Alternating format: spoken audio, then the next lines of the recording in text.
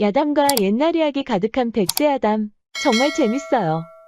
저처럼 구독과 좋아요 잊지 말고 꼭 눌러주세요. 옛날 어느 고을에 나룻배를 모는 최사공이라는 남자가 살고 있었습니다. 최사공의 할아버지부터 관청 소속으로 대대로 나룻배를 몰고 있었지요. 최사공의 일상이 나룻배를 모는 일이다 보니 부인 백씨가 심심한 일이 많았답니다. 백씨가 심통이 나는 이유는 또 있었습니다.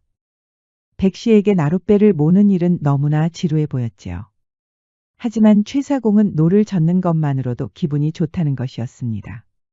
자신이 노를 젓지 않으면 손님들도 강을 건널 수 없으니 그만큼 훌륭한 일을 하고 있다고 자평하는 것이었습니다.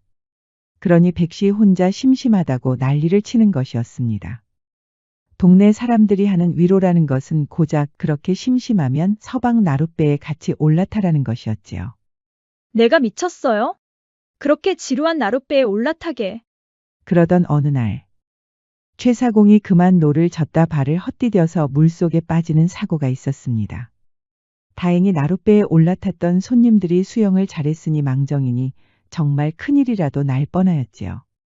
최사공은 다행히 목숨을 건졌지만 심하게 곧불이 걸렸습니다. 자정이 넘어도 제대로 잠도 자지 못하고 몸을 부들부들 떠는 것이었습니다. 백씨는 한평생 나룻배만 몰 것 같았던 서방이 알아눕자 괜히 눈물이 나는 것이었습니다. 아이고 영감. 앞으로 제가 잘할 테니 그만 좀 아프셔요. 최사공은 몸은 아팠지만 부인이 그렇게 눈물도 흘려주고 걱정해주니 괜히 기분이 좋은 것이었습니다. 염려 마시오 부인. 곧불이 심하게 걸렸지만 금방 툴툴 털고 일어날 것이오. 하지만 최사공의 곧불은 좀처럼 나을 기미가 보이지 않았습니다. 의원의 말로는 약재를 계속 다려 먹고 한동안 푹 쉬어야 한다는 것입니다. 그러자 최사공은 나룻배가 걱정이었습니다. 내가 이렇게 오래 자리를 비우면 안 되는데. 돈도 벌어야 하고 우리 손님들도 강을 건너셔야 하는데. 백씨는 한숨을 푹 쉬었습니다. 지금 그놈의 나룻배가 더 걱정이세요? 그러지 말고 좀 푹 쉬세요. 백씨는 최사공이 목숨을 잃을까 걱정이 됐는데 이후 삶은 생각보다 더 힘들었답니다. 매일 병시중을 들어야 하니 최사공이 나룻배를 몰고 다녔던 때보다 더 지루하고 고된 것이었지요. 그러던 어느 날 최사공이 뜻밖의 말을 건네는 것이었습니다. 아무래도 나룻배를 그렇게 오래 비워두면 안 될 것 같소. 그래서 어쩌시려고요? 아직 몸이 아프시지 않습니까? 내가 관청에 얘기해서 이 동네 청년들을 수소문하였소. 그 중에 나룻배를 몰 수 있는 청년들을 추렸으니 조만간 집에 도착할 것이오. 백씨는 이해가 가면서도 최사공이 나룻배만 걱정하는 것 같아 그리 기분은 좋지 않았답니다. 답답한 백씨는 잠시 산책을 나갔습니다. 최사공에게 약재를 다려주고 잠시 머리를 식히려는 것이었지요. 그런데 산책을 하던 중에 웬 기합 소리가 들리는 것이었습니다. 호기심이 생긴 백씨는 기합 소리에 이끌려 천천히 걸어갔지요. 그런데 그곳에서 젊은 총각이 주먹을 절도 있게 뻗는 것이었습니다. 백씨는 깜짝 놀랐답니다. 태어나서 그렇게 멋진 총각은 본 적이 없었으니까요. 백씨는 총각에게 들킨 것도 모르고 넋을 놓고 바라보고 있었습니다. 누구십니까? 그제야 정신을 차린 백씨는 조심스럽게 입을 열었습니다. 소리가 요란스러워서 잠시 온 것이오. 그대는 누구신지. 저는 돌석이라고 합니다. 아시는지 모르겠습니다만 저 옆 동네에 곽대감 머슴살이를 하는 놈입니다. 백씨는 넋을 빼고 머슴을 바라봤다는 게 창피하였지요. 하지만 돌석이의 남자다운 용모를 지켜보고 있자니 다시 기분이 좋아지는 것이었습니다. 너무 요란했다면 송구합니다, 마님. 저도 모르게 기분이 좋아져서 그랬습니다. 그럼 이만. 그렇게 돌석이는 떠났지만 백씨는 듬직한 돌석이의 뒷모습을 한동안 바라보고 있었습니다. 무예라도 익히는 남자인겐가? 그거 참 듬직하구먼. 그렇게 하루가 지나고 최사공이 말한 대로 남자들이 찾아왔습니다. 다들 관청에서 인정한 나룻배 사공들 후보였지요. 이보시오 부인. 관청에서 얘기한 놈들이 온 것 같소. 다들 머슴살이를 하던 놈들이니 부담 갖지 말고 한번 구경 좀 하시오. 백 씨는 마음에 들지 않았지만 마당 앞에 기다리는 남자들을 지켜봤습니다.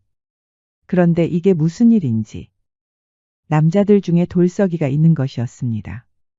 백 씨 눈에는 다른 남자들은 보이지 않고 돌석이만 보이는 것이었습니다. 부인은 어떻게 생각하시오? 저들 중에 믿음직스러운 남자가 보이시오? 백 씨는 겨우 정신을 차리고는 눈을 끔벅이는 것이었습니다. 그야 영감이 더 잘 아시지 않습니까? 왜 저에게 말씀을 하시는지 원. 백 씨는 그렇게 방으로 들어가 버렸습니다. 최사공은 그런 부인이 안타까워 한숨을 푹 쉬는 것이었습니다.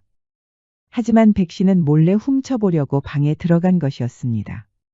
문틈을 통해서 계속 돌석이를 훔쳐보고 있었지요. 그 사이에 최사공이 남자들 앞에 섰습니다. 어디 보자. 자네들이 관청에서 인정했다고 하니 굳이 실력을 볼 필요는 없겠지. 어디 한번 용모들이 어떤지 좀 보세. 그때 최사공이 돌석이 앞에 섰습니다. 아이고, 이것 좀 보게. 자네 이름이 무엇인가? 저는 돌석이라고 합니다, 어르신. 돌석이라. 혹시 곽대감 밑에 있는 식솔이 아닌가? 그렇습니다, 어르신. 갑자기 최사공이 호탕하게 웃는 것이었습니다. 내가 익히 들어서 알고 있다네. 곽대감이 가장 충직하다고 말한 머슴이 있다고 하던데. 그 사람이 바로 자네였구먼 그래. 용모가 선비라고 할 정도로 반듯하다고 하더니 진짜 듣던 대로구먼.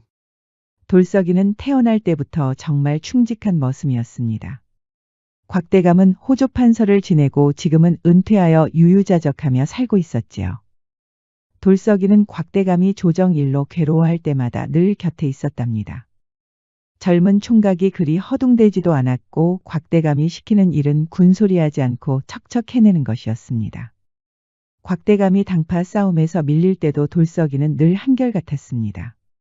곽대감의 비위를 정확히 파악하니 주변에서도 돌석이처럼 충직한 머슴은 없다고 하였지요. 곽대감이 명예롭게 은퇴하기 전날 조용히 돌석이를 부른 적이 있었습니다. 돌석아, 너는 지금껏 불평 한 번 하지 않고 머슴살이를 하였구나. 그토록 너를 충직하게 만든 요인은 무엇이라고 생각하느냐? 조정에 어느 유명한 학자가 있다고 들었습니다. 당파 싸움에서 밀려서 그만 유배지로 떠나고 말았지요. 그런데 학자의 머슴이 가족과 떨어져 먼 길을 자처하여 학자를 따라갔다고 합니다. 힘든 생활 속에서도 주인을 배신하지 않는 그 충심이 너무나 가슴에 와닿았습니다. 곽대감은 놀랄 수밖에 없었습니다. 머슴인 돌석이가 어찌 학자의 일을 일일이 알고 있었을까요? 돌석이는 수줍은 미소를 짓더니 머리를 극적이는 것이었습니다. 실은 그 학자께서 쓰신 책을 우연히 읽은 적이 있습니다. 그렇게 유명한 학자께서 머슴과의 우정이라고 하여 책에 옮기셨습니다. 모두에게 존경받는 학자께서 머슴과의 우정이라고 하시니 전 너무 감동해서 그만 눈물까지 흘렸지 뭡니까? 곽대감은 그제야 돌석이의 마음을 이해할 수 있었습니다. 병조판서 대감의 조부께서도 아주 충직한 머슴이 있으셨지. 돌석이 너의 이야기를 들으니 생각이 나는구나. 조부가 전투 중에 사망하자 주인의 시신을 수습해서 직접 장례를 치르고 가족이 돌아올 때까지 묘를 지켰다고 하더구나. 그 이야기를 듣고 나에게도 그런 충직한 머슴이 생길까 했는데 돌석이 바로 너인가 보구나. 그날 이후로 곽대감은 돌석이를 마치 친자식처럼 아꼈습니다. 일찍이 부인을 떠나보낸 곽대감은 안 그래도 혼자 쓸쓸히 보내고 있었지요. 한 번은 술상 앞에 돌석이를 앉히고는 같이 술잔도 따르는 것이었습니다. 그러던 어느 날 곽대감은 처음으로 돌석이의 꿈을 알게 됐답니다. 너의 꿈이 나룻배의 사공이었다니. 뜻밖이로구나. 어릴 적에 나룻배에 사공이 노를 젓는 모습을 본 적이 있는데 그 기계가 장군들 못지않았습니다. 누구는 풍류가 있어서 우러러볼 이유가 없다고 하지만 저에게는 그렇지 않았습니다. 곽대감은 포근한 미소를 짓더니 이렇게 말했습니다. 내가 잘 알고 있는 사공이 한 사람 있다네. 안 그래도 지금 곧불에 심하게 걸려서 대신 일할 사람을 찾는다고 하더군. 돌석이가 원하면 내가 자리를 주선하도록 하지. 돌석이는 태어나서 처음으로 가슴이 벅차올랐습니다. 눈가가 촉촉이 젖는 것이었지요. 다만 그 사공에게는 특별히 추천은 할 수가 없다네. 나룻배 사공은 관청에 소속된 것이니 내가 괜히 말했다가 불공정하다는 말이 나올 수도 있지. 이해하겠는가? 돌석이는 얼른 곽대감에게 절을 올렸습니다. 이렇게까지 힘을 써 주신 것만으로도 감격스럽습니다, 대감마님. 정말 감사합니다. 곽대감은 그저 돌석이의 자리를 주선해 준 것뿐이었습니다. 돌석이가 충직한 머슴이라는 것은 이미 고을 사람들에게 퍼져 있었지요. 돌석이는 노를 저을 일만 생각해도 흐뭇한 것이었습니다. 방에서 훔쳐보던 백씨는 돌석이의 그런 마음을 이해하지 못하였지요. 그저 돌석이의 듬직한 모습에 흐뭇하였답니다. 우리 영감께서 돌석이를 콕 집었구먼 그래. 이복의 돌석이. 그러지 말고 이참에 우리 집에서 머슴살이를 하는 것이 어떤가. 어차피 나룻배의 사공이 되려면 내 사람이 되어야 할 터인데. 내가 곽대감 어르신에게 따로 설명을 드리겠네. 열심히 하면 아예 나룻배 사공을 물려줄 수도 있지. 돌석이는 솔깃하였습니다. 그거 참 듣던 중에 반가운 말씀입니다. 제가 어릴 때부터 나룻배에 대한 동경이 있었습니다. 사공이 노를 젓는 것을 보고 있으면 저도 꼭 따라하고 싶었지요. 다행이구먼 그래. 안 그래도 애정을 가지고 나룻배를 몰 수 있는 사람을 찾고 있었지. 아무래도 자네가 제격인 것 같아. 그날 이후로 돌석이는 최사공의 머슴이 되었습니다. 나룻배 사공이 될 수 있다고 하니 돌석이는 아주 신이 난 것이었지요. 백씨는 몰래 돌석이가 장작을 패는 모습을 보고 있었습니다. 돌석이의 듬직한 모습을 보고 있자니 괜히 가슴이 설레는 것이었습니다. 그때 최사공 밑에서 살고 있던 여종이 한 명 다가왔습니다. 돌석아, 좀 쉬엄쉬엄 하면서 해. 여종이 시원한 물이 담긴 바가지를 건넸습니다. 마침 갈증이 있었던 돌석이는 시원하게 마시는 것이었지요.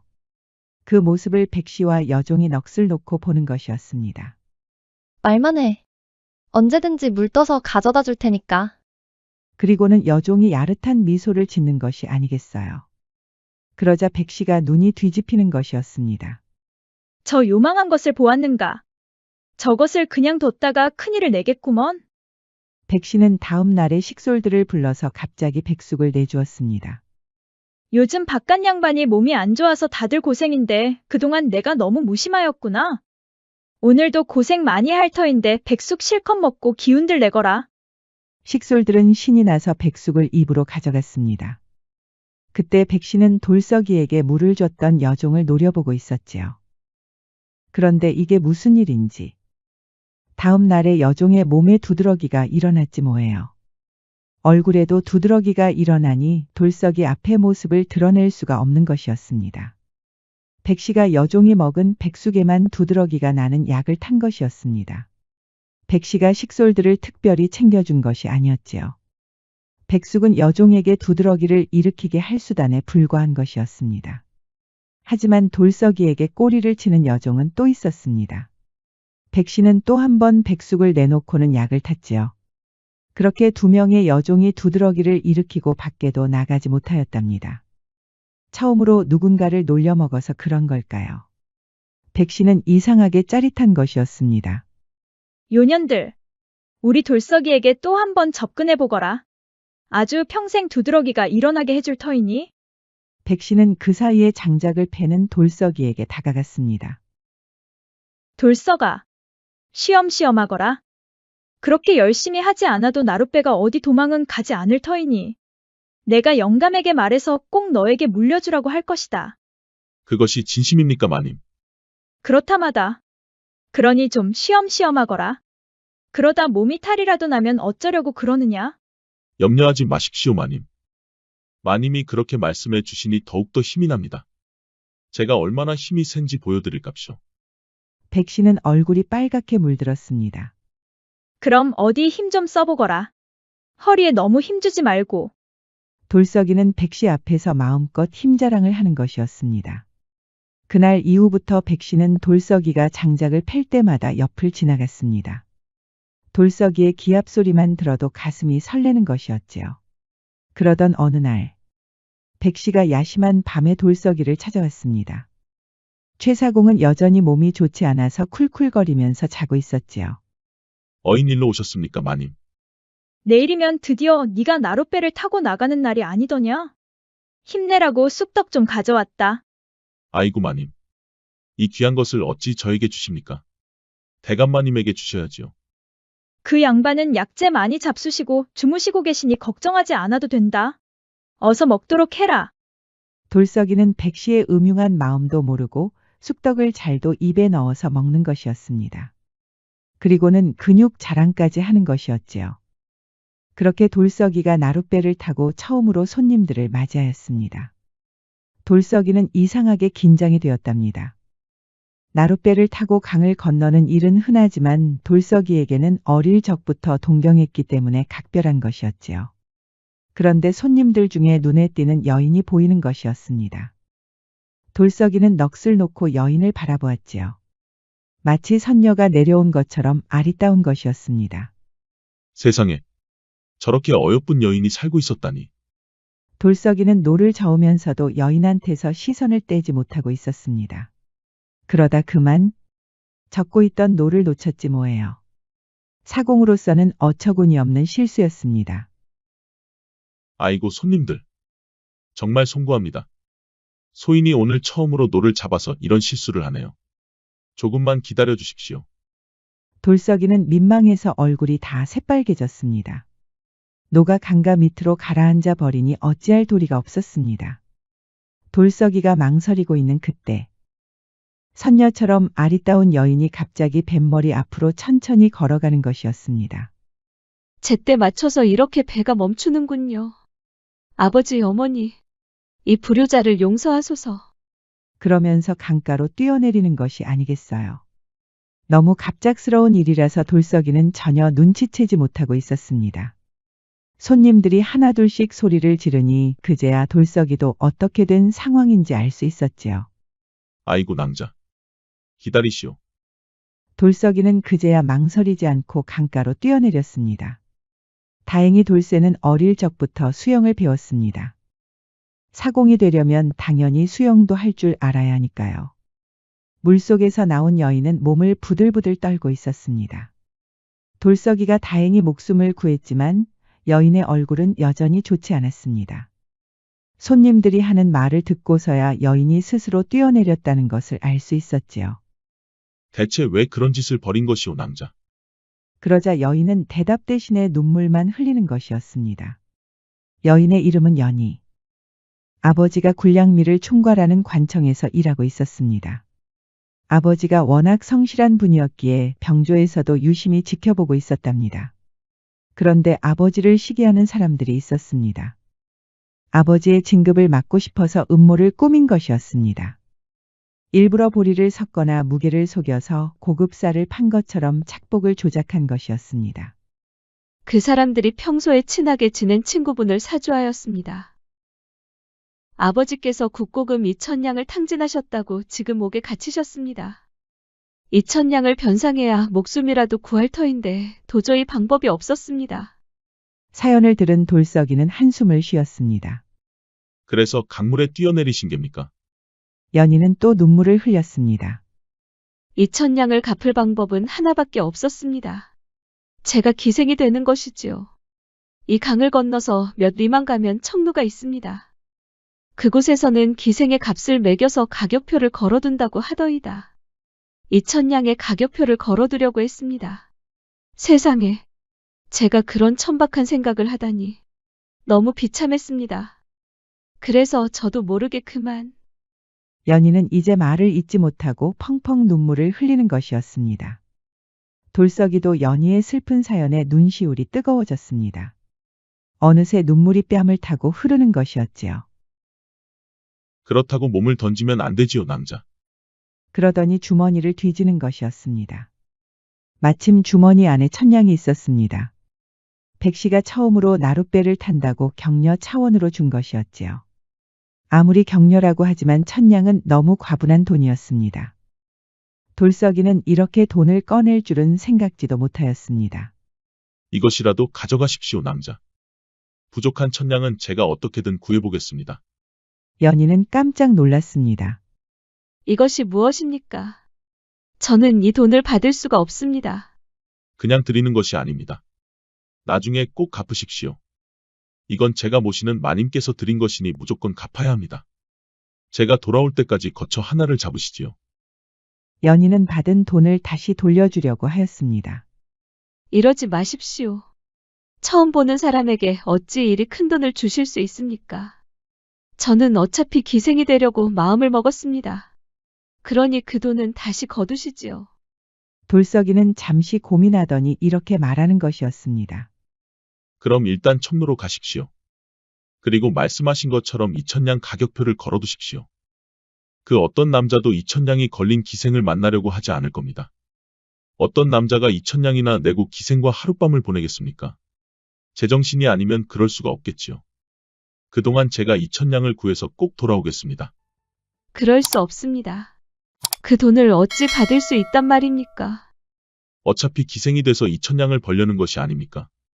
그럼 제가 2,000냥을 가져오면 되는 거 아닙니까? 눈물을 흘리던 연희가 당황하였습니다. 그럼 저를 기생으로 받아들인다는 뜻입니까? 그렇습니다.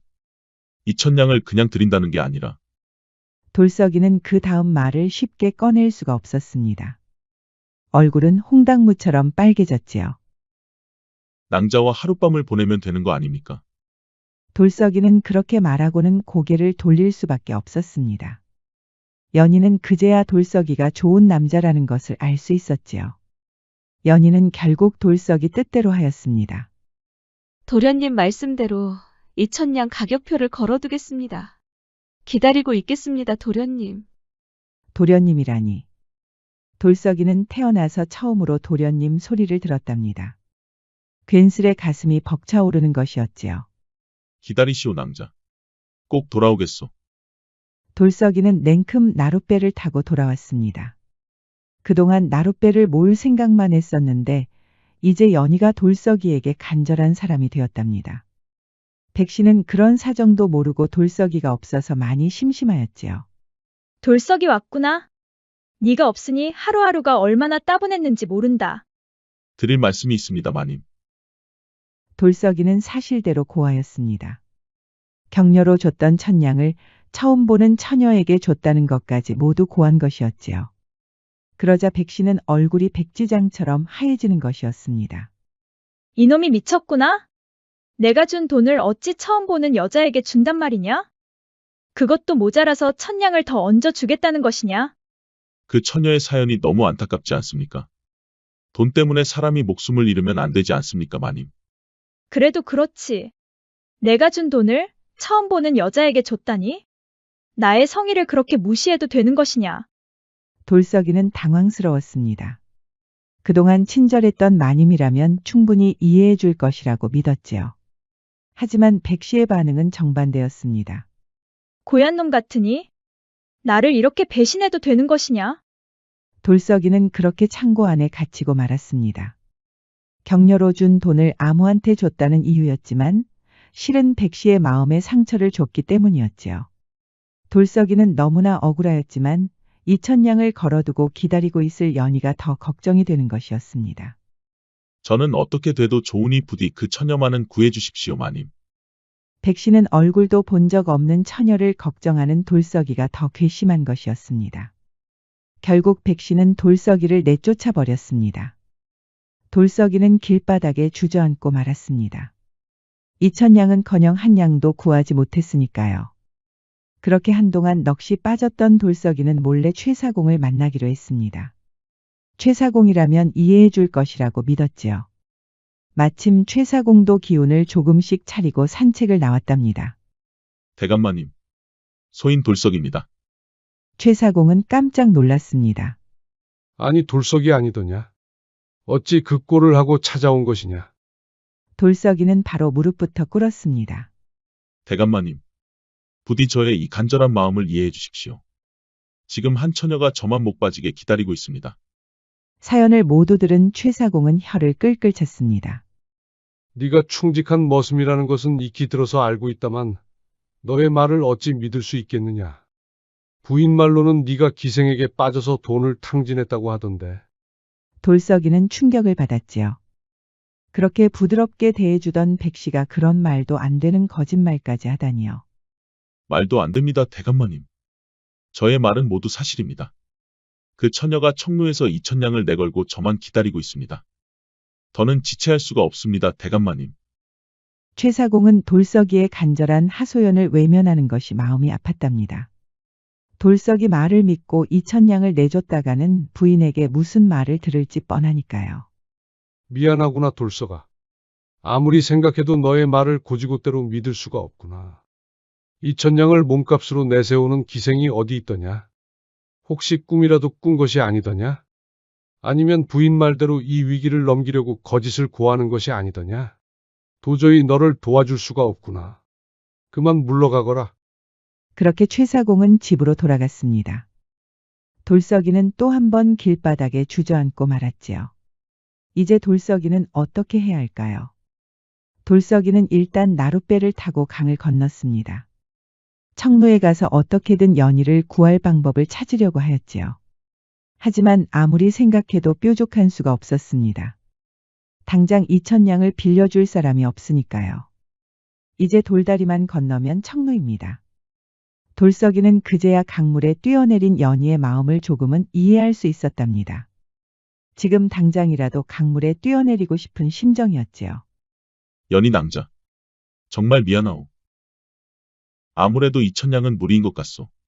그런데 이게 무슨 일인지. 갑자기 시녀들을 거느린 여인이 나타났습니다. 어렴풋이 봐도 귀티가 흐르는 여인이었지요. 여인은 갑자기 돌석이에게 다가오더니 고개를 숙이는 것이었습니다. 누구십니까? 아무래도 사람을 잘못 보신 것 같습니다. 하지만 여인은 돌석이의 이름을 묻더니 바로 교자의 타기를 권했습니다. 귀티가 흐르는 여인이 나타나서 갑자기 교자에 타라니 돌석이는 어안이 벙벙하였지요. 아무래도 정말 사람을 잘못 보신 겁니다. 저를 어디로 데려가시는 겁니까? 하지만 여인은 정확히 돌석이의 이름을 말하였지요.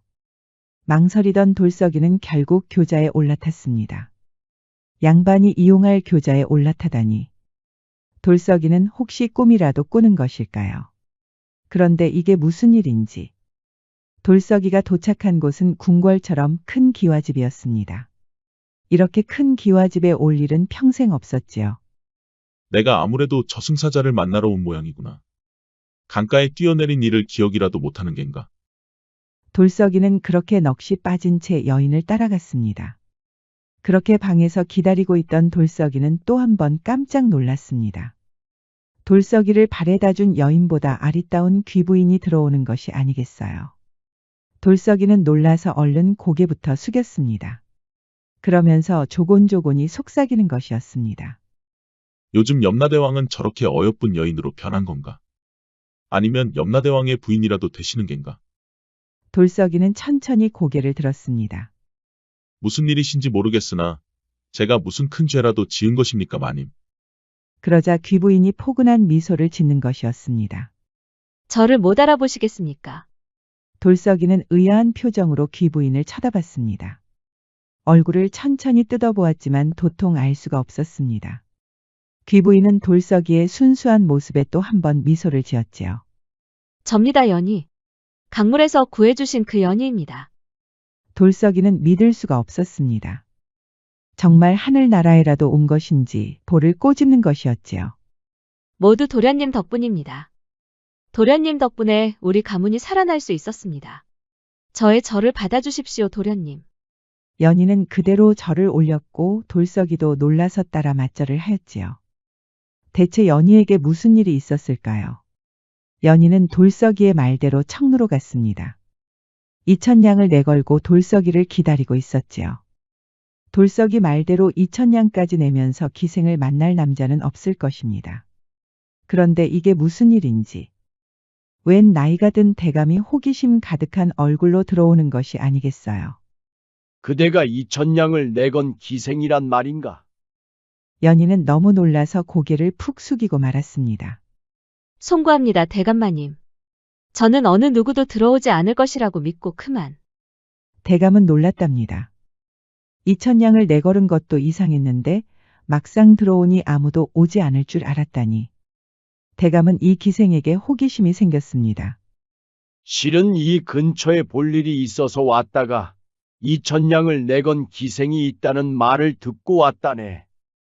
이 노인네가 주책도 없이 청루를 온 것이 그렇네만 일찍이 부인을 떠나보내고 적적해서 찾아온 것이니 너무 신경 쓰지 말게나.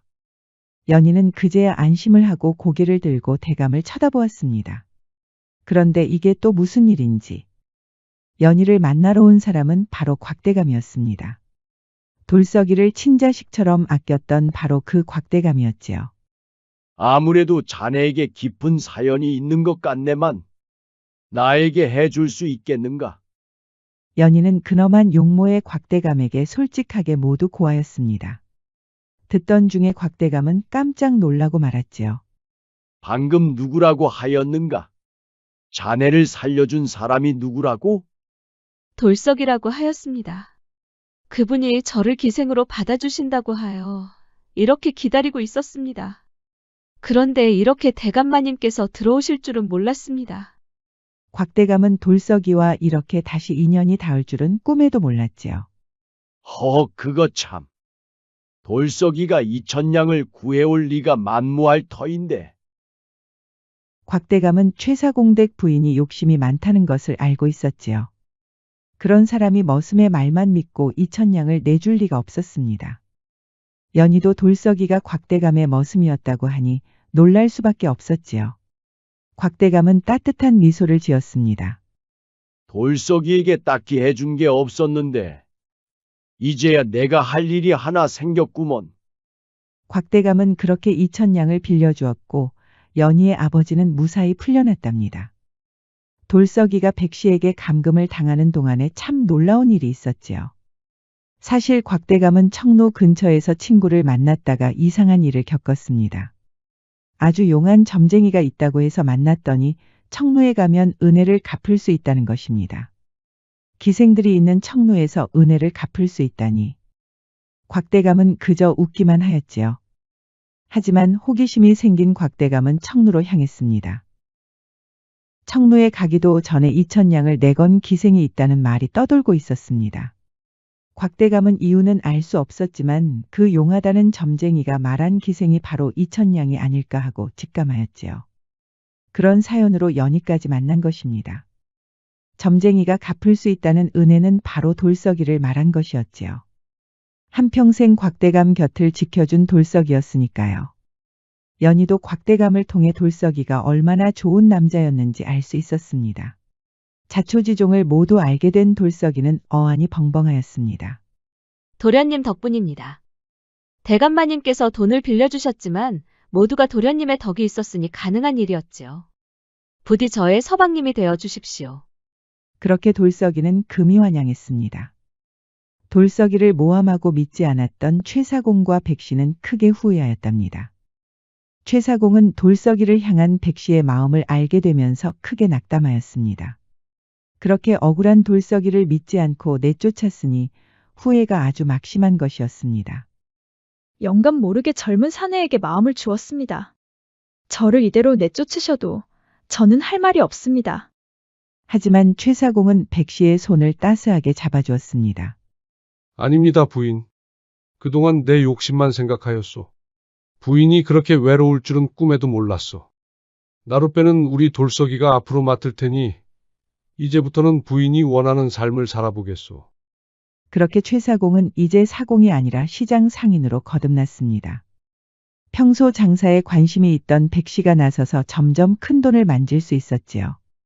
돌석이는 나룻배의 사공이었지만 곽대감이 물려준 집과 땅이 있었습니다. 연희의 아버지도 누명을 벗고 고을의 수령으로 승진하였답니다. 곽대감에게 보였던 충성심과 의리가 이렇게 보답으로 돌아오네요. 명심보감에 따르면 아침에 일어나서 밤이 깊어질 때까지 늘 충성과 효도를 생각하는 사람이 있었습니다. 바로 돌석이와 같은 사람이지요. 하지만 돌석이의 마음을 알 수 있는 사람들은 그리 많지 않을 것입니다. 대신에 하늘은 반드시 돌석이의 충성심을 알 것입니다.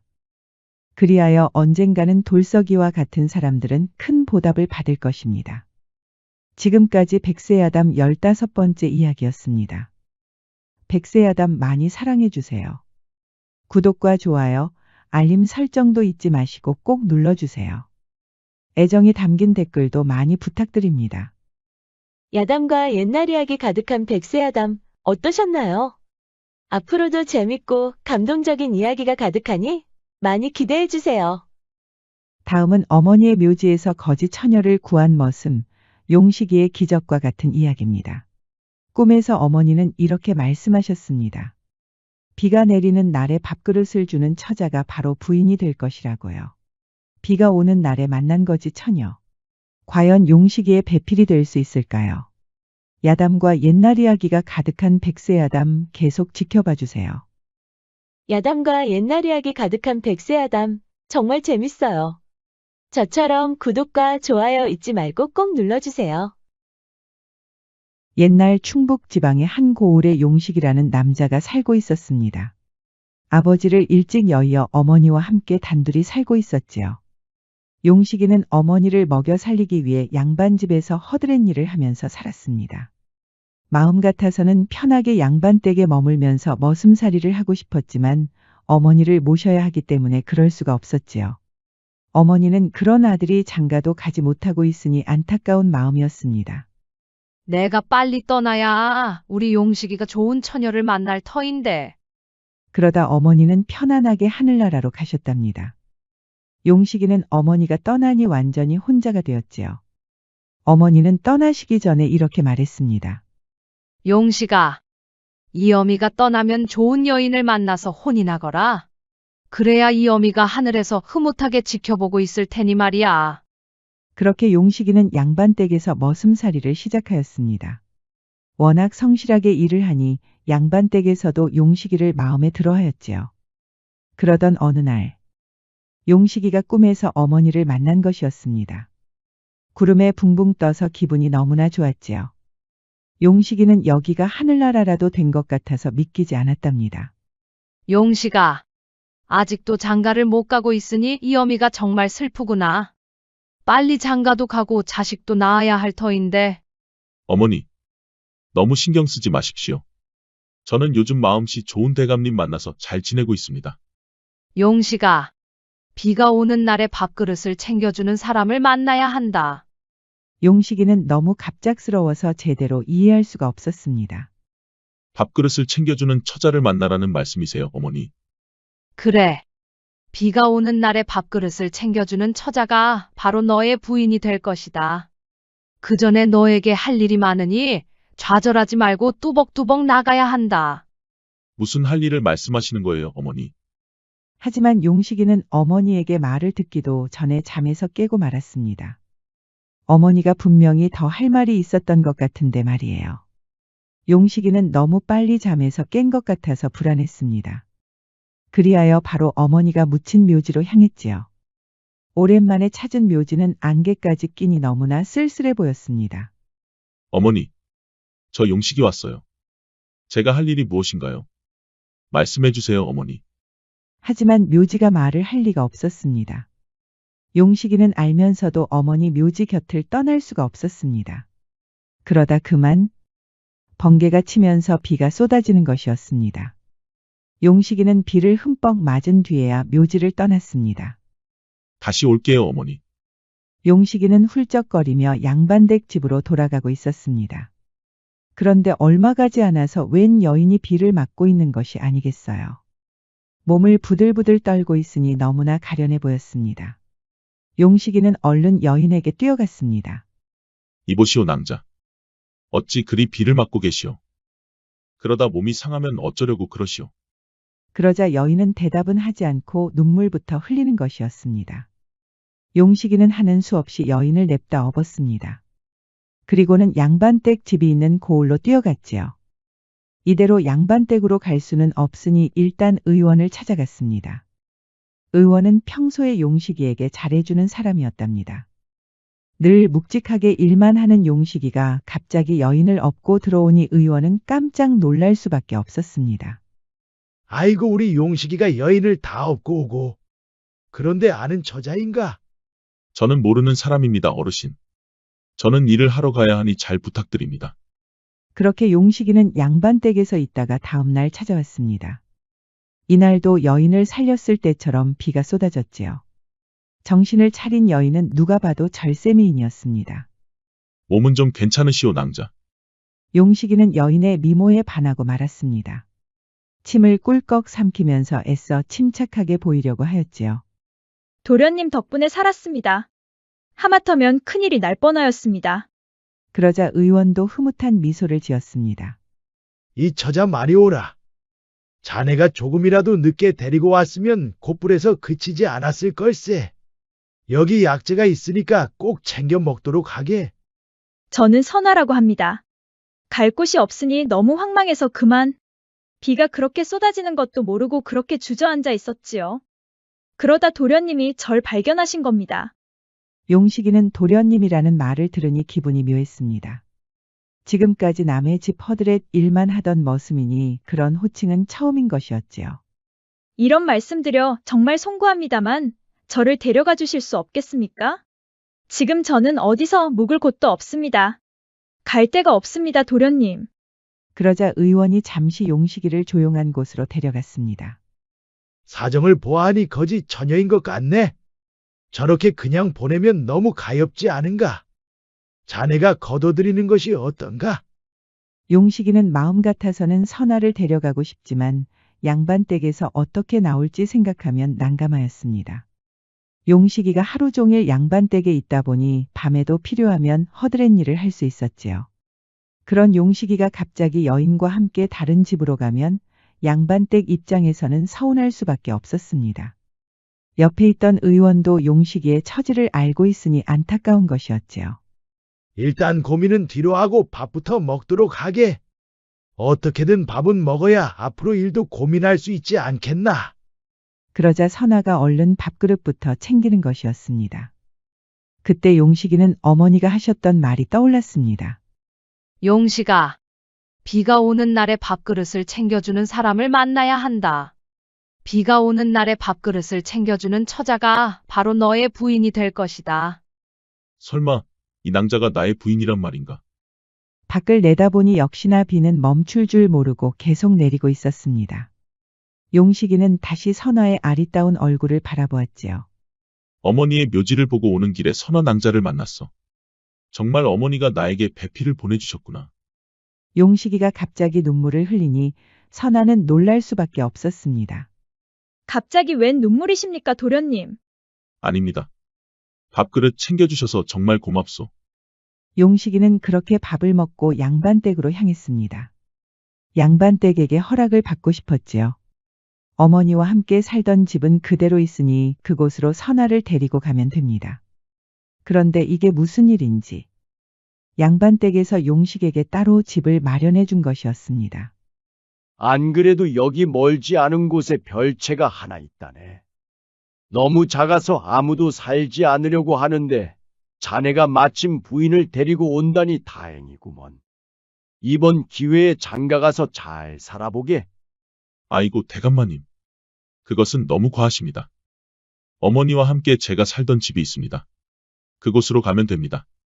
애끼 이 사람아. 그 집은 너무 낡고 못 쓰지 않은가? 내가 이미 식솔들한테 시켜서 다 알아봤네. 자네가 그동안 어머니 모시고 그런 집에서 살았다고 하니 마음이 다 아프더구먼. 그러지 말고 별채에서 그 처자와 오순도순 살아보도록 하게. 용식이는 양반에게 큰 절을 올렸습니다. 생각지 못한 은혜의 눈물까지 흘리는 것이었지요. 다른 사람이라면 별채를 주지 않았지.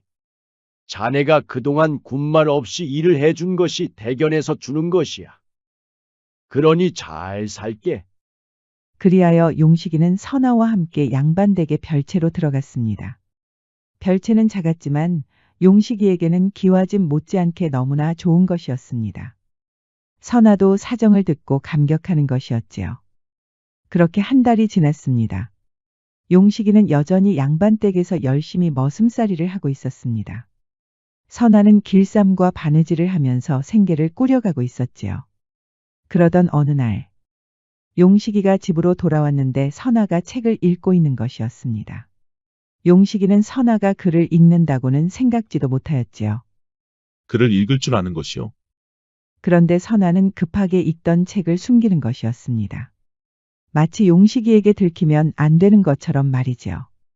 그냥 책이 보이길래 한번 펼쳐본 것뿐입니다. 글은 그냥 어깨 너머 서당에서 읊는 것을 들었을 뿐입니다. 선아가 변명을 하는 것 같아서 용식이는 좀 의아했습니다. 그동안 잠자리도 피하는 것 같아 이상했는데 이제는 글을 읽는 것도 숨기니 말이에요. 그러자 용식이는 갑자기 선아가 어떤 사람인지 궁금해지기 시작했습니다. 그저 거지 처녀로만 알았는데 부모님이 어떤 분들인지도 모르고 있었으니까요.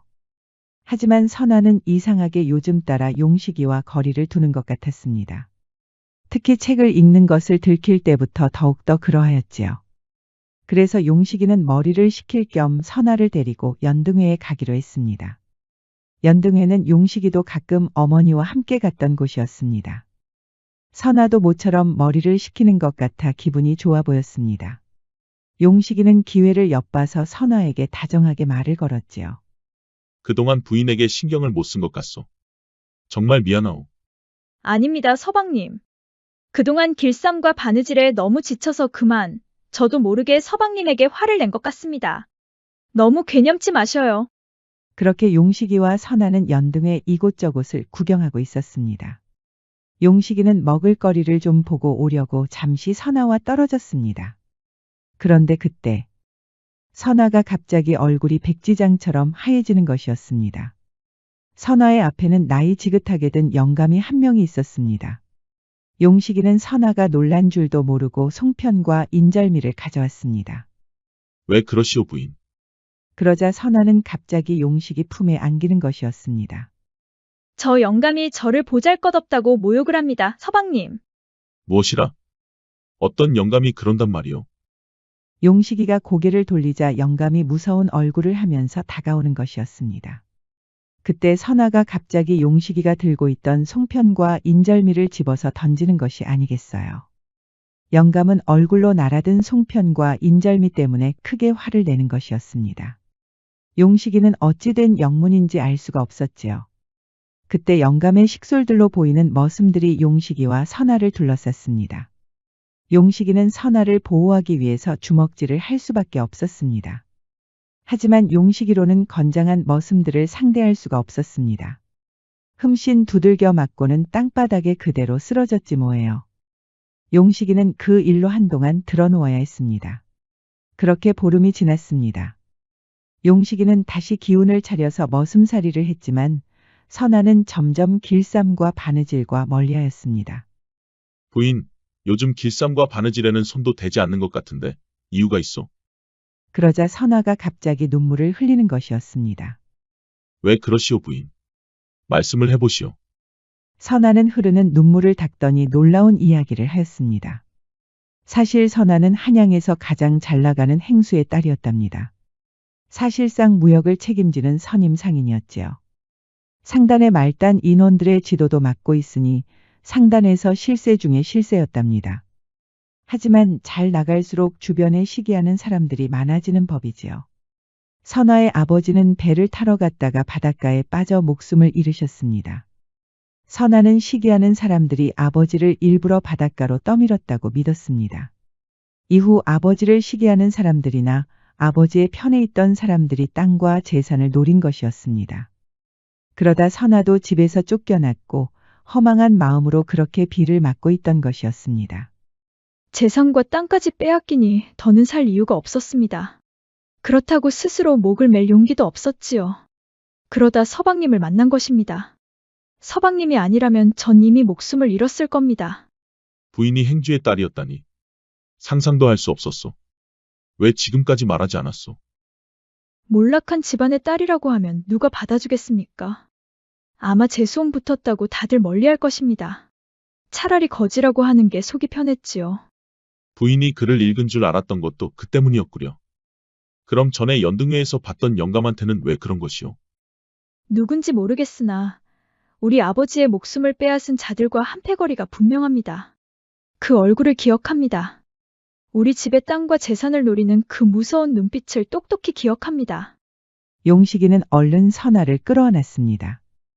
선아는 분노와 슬픔에 몸을 부들부들 떠는 것이었습니다. 그 영감이 저를 잊지 않고 또 모욕했지 뭡니까? 절 잊은 줄 알았는데 아니었습니다. 어쩌면 그 영감이 절 안으려고 했는지도 모릅니다. 그래서 제 아버지를 그러자 용식이는 왈칵 눈물이 났습니다. 그러면서 선아를 더 따뜻하게 안아주었지요. 그만 말하시오, 부인.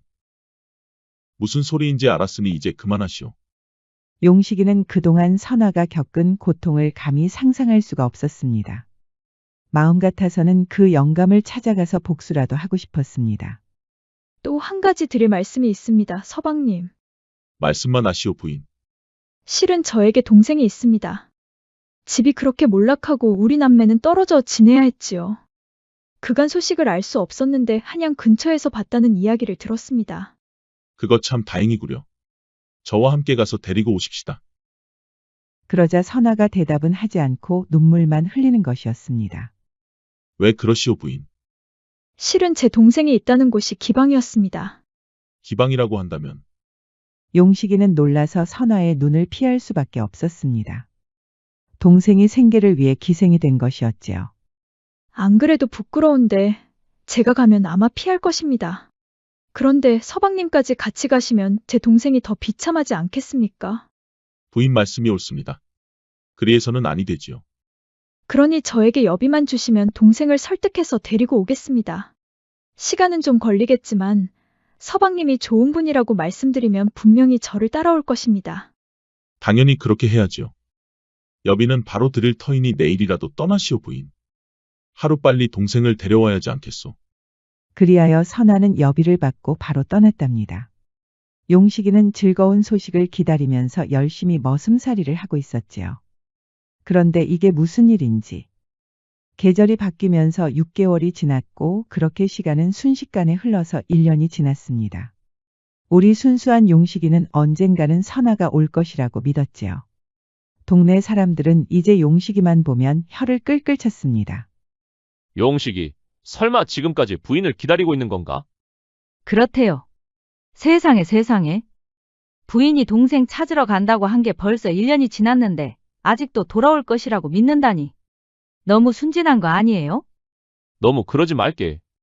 진짜 무슨 사정이 있는 줄 누가 알아? 아무리 그래도 그렇지. 사정이 있으면 기별이라도 해야지.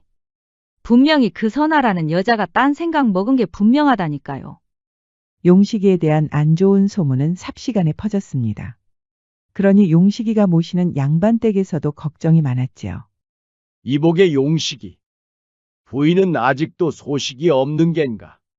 그렇습니다, 대감마님. 그동안 기별도 없었다고 하던데. 찾으러 가고 싶은데 혹여 나 때문에 눈치라도 보는 겐가? 그렇지 않습니다, 대감마님. 필시 무슨 사정이 있겠지요. 그러자 양반은 고개를 절레절레 저었습니다.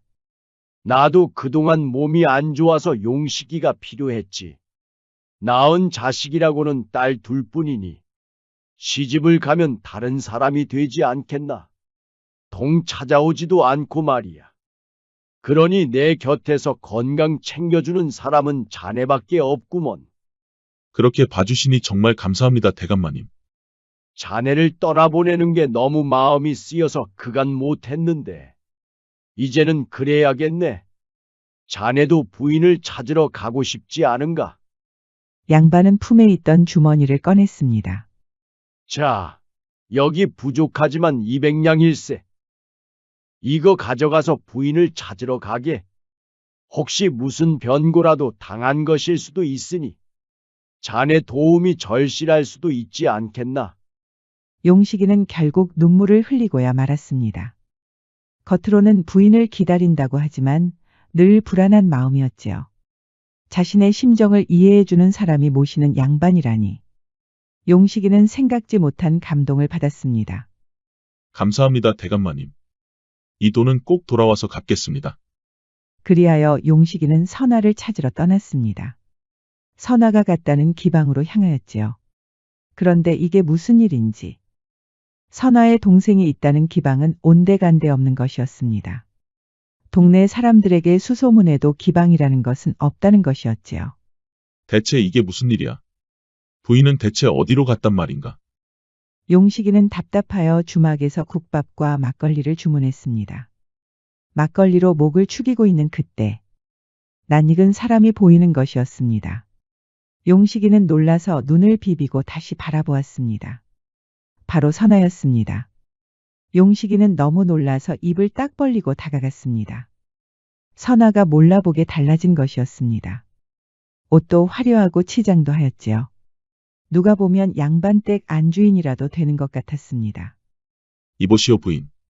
용식이는 놀라서 큰 소리로 부르지 못했습니다. 선아가 깔끔한 용모의 남자와 있는 것이었습니다. 딱 봐도 양반댁 사람이었지요. 용식이는 믿을 수가 없었습니다. 동생을 찾으러 간다던 부인이 웬 사내와 희낙낙거리고 있는 것이었지요. 용식이는 꿈이라도 꾸는 것 같아 크게 선아를 불렀습니다. 그러자 선아가 고개를 돌려 용식이를 알아봤습니다. 어머, 용식이 아니야? 용식이는 또 한 번 놀랐습니다. 1년이 지나서야 이렇게 찾으러 오다니. 너도 참 순진하다. 무엇이라? 방금 무엇이라 하였는가? 1년이 지나도 오지 않으면 딴 마음 먹었다고 생각해야지. 이렇게 찾아오면 어쩌자는 거야? 정말 내가 아는 부인이 맞소. 이럴 리가 없지 않소. 용식이는 순간 격분하여 선아의 양 어깨를 붙잡았습니다. 그러자 뒤에 있던 건장한 사내들이 용식이를 발로 차는 것이었습니다. 선아와 있던 남자의 식솔들이었습니다. 선아는 사내들을 만류했습니다. 용식아, 지금 와서 하는 말이지만 지금까지 내가 만난 남자들 중에서 가장 속이기 쉬웠어. 그래서 미안한 마음도 그리 크지 않네? 용식이는 어안이 벙벙했습니다. 아직도 이게 꿈인지 생시인지 정신이 없는 것이었지요. 그래도 비에 흠뻑 젖은 나를 살려줬으니 값은 치러야겠지. 선아는 사내를 부르더니 주머니를 받았습니다. 그리고는 용식이 앞에 주머니를 툭 하고 던지는 것이 아니겠어요. 여기 100냥이야. 너무 억울해하지는 마. 지금까지 내가 속인 남자들 중에는 그래도 네가 덜 값을 치른 거야. 이 정도로 끝내는 것을 다행으로 알아. 그리고 다시는 날 찾아오지 마. 그렇게 선아는 양반댁 남자와 손을 잡고 떠났습니다. 건장한 머슴들은 쓰러진 용식이를 노려보며 사라졌지요. 용식이는 큰 충격에 좀처럼 일어나지 못했습니다. 사실 용식이가 선아를 마지막까지 믿은 이유는 어머니 때문이었습니다. 어머니가 분명히 비가 오는 날에 밥그릇을 챙겨주는 사람이 부인이라고 했으니까요. 그날 밤에 용식이는 막걸리를 마시며 거리를 걷고 있었습니다. 진탕취해서 세상을 향해 억울하다고 소리를 치고 있었지요. 그리고 처음으로 어머니가 원망스러웠습니다. 어머니, 대체 왜 그런 여자를 부인이라고 했던 것입니까? 대체 왜?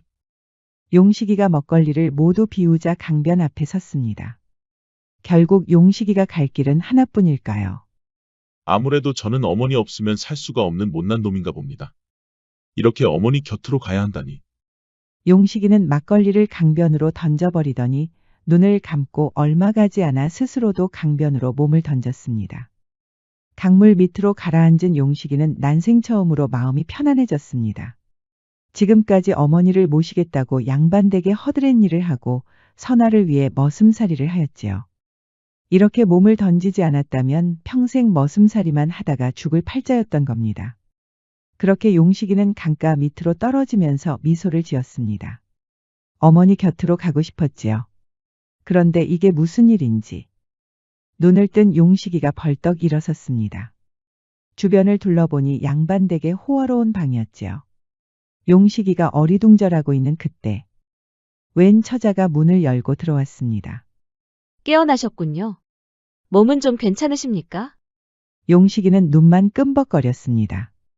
여기가 하늘나라라도 되는 것일까요? 너무나 아리따운 여인이 눈앞에 있는 것이었습니다. 낭자는 누구시오? 여기는 또 어디요? 알고 보니 용식이를 구한 사람은 바로 공조판서의 딸 유아였습니다. 용식이가 선아와 1년 만에 재회했던 그때 유아는 지난밤에 꿨던 꿈이 계속 마음에 걸렸습니다. 비가 쏟아지는 날씨에 유아가 배를 타고 어디론가 향하고 있었습니다. 유아는 태어나서 한 번도 배를 탄 적이 없었지요. 그런 유아가 비를 맞으면서 배를 타다니 아무리 생각해도 이상했습니다. 얼마 가지 않아 강가 밑에서 영롱한 빛이 나고 있었습니다. 유아는 너무 신기하여 강가 밑을 내려다보았지요. 또 신기한 것은 그 빛이 비를 막아주는 것이었습니다. 흠뻑 젖은 유아는 그 빛 덕분에 옷도 말릴 수 있었지요. 빛의 근원은 다름 아닌 용식이었습니다. 용식이가 빛을 내며 강가 위로 떠오르는 것이었습니다. 이후에 유아는 용식이와 밥상 앞에 앉았습니다. 유아가 용식이를 구한 일은 기억이 나지 않았습니다. 밥그릇을 가져다 주었더니 용식이가 따스하게 유아의 손을 잡아주는 것이었습니다. 그렇게 유아는 잠에서 깨어났지요. 듣고 있던 용식이는 놀랄 수밖에 없었습니다. 태어나서 그렇게 신기한 꿈은 처음입니다. 저는 뭔가 홀린 것처럼 강가로 갔지요. 식솔들을 데리고 배를 타고 갔더니 세상에. 진짜 강가 밑에 사람이 있지 뭡니까? 그래서 이렇게 구해온 것입니다. 용식이는 여전히 믿기지 않아서 어안이 벙벙하였습니다. 다른 사람도 아니고 공조판서의 딸이 자신을 구하다니요. 하지만 공조판서는 사연을 듣더니 바로 용식이를 내보내려고 하였습니다. 너의 사정은 이해한다만 그저 보잘것없는 머슴이 아니더냐. 아무튼 강가에서 건져서 구했다고 하니 밥이나 챙겨주고 돌려보내거라. 하지만 아버지, 그렇게 밥만 챙겨주고 내보내면 너무 야속하지 않습니까? 제가 잠시 말동무라도 되어드리겠습니다. 공조판서는 딸의 심성이 너무 착하여 걱정이 많았습니다. 일찍이 부인을 떠나보내고 나니 딸에 대한 사랑이 남달랐지요.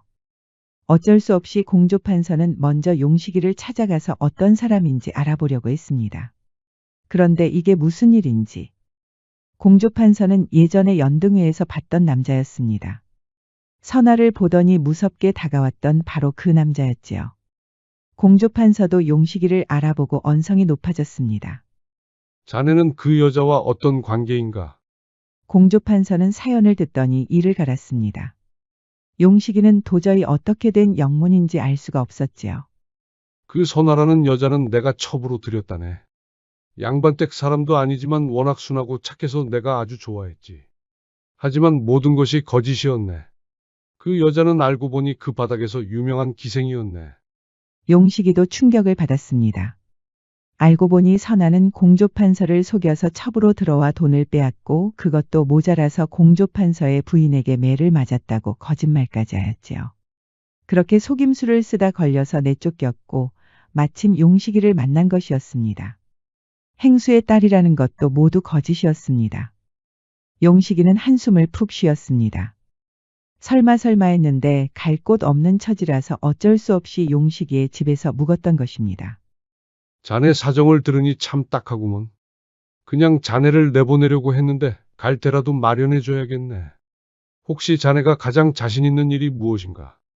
용식이는 지금껏 허드렛 일을 하면서 열심히 토목 일을 하였답니다. 자기도 모르게 토목에 관해서는 아주 선수가 된 것이었지요. 그리하여 용식이는 관청과 관련된 토목 일을 도와주기 시작했습니다. 손쓰는 재주가 정말 대단한 것이었습니다. 그동안 일을 잘한 용식이를 아무도 알아주지 않았던 것이지요. 그냥 보통 머슴인 줄 알았더니 저렇게 손재주가 좋을 수가 있단 말인가? 저렇게 재주가 좋은 친구가 저렇게 머슴으로만 살고 있었다니. 공조판서는 혀를 끌끌 찼습니다. 그리고는 당장 용식이를 토목 일에 계속 도와줄 수 있도록 하였지요. 일당도 넉넉히 받으니 이제 용식이도 먹고 사는 일에 걱정이 없었습니다. 그러던 어느 날, 용식이가 일을 마치고 돌아오는데 비가 쏟아지는 것이었습니다. 그렇게 비를 홀딱 맞고 들어왔는데 유아가 방에서 기다리고 있었습니다. 아이고 아씨. 어찌 여기까지 오셨습니까? 유아가 다정하게 웃었습니다. 요즘 아주 열심히 일하신다고 들었습니다. 그래서 제가 직접 밥이라도 챙겨드리려고요. 아이고 아씨. 저처럼 보잘것없는 놈에게 어찌 그런. 하지만 유아는 아랑곳하지 않고 밥그릇부터 챙겨주는 것이었습니다. 밥그릇을 받은 용식이는 얼떨떨하였습니다. 갑자기 어머니가 했던 말이 떠오른 것이었지요. 용식아, 비가 오는 날에 밥그릇을 챙겨주는 사람을 만나야 한다. 비가 오는 날에 밥그릇을 챙겨주는 처자가 바로 너의 부인이 될 것이다. 용식이는 갑자기 웃음이 나왔습니다. 왜 그러십니까? 아닙니다 아씨. 인생이라는 것이 갑자기 좀 웃기는 것 같아서요. 어찌 그렇습니까? 궁금하니 말씀을 좀 해주셔요.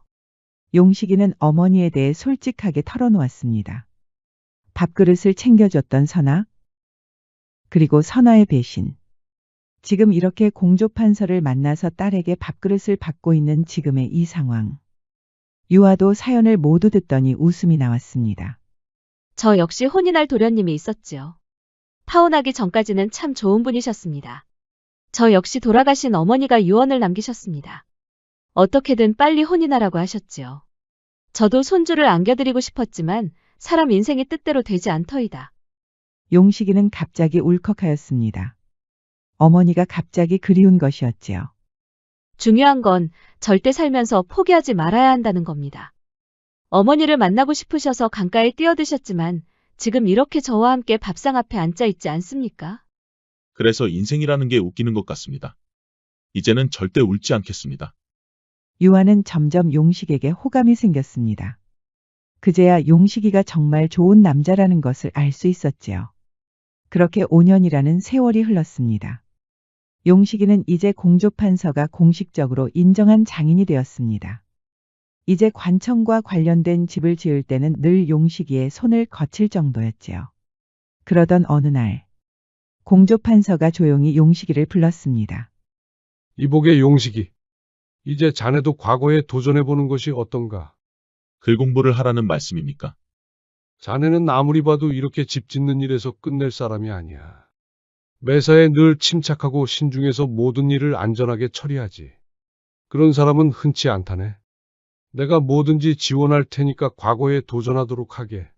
자네는 반드시 해낼 것이야. 그리하여 용식이는 글 공부를 시작하였고 공조판서가 말한 대로 과거에 급제하였습니다.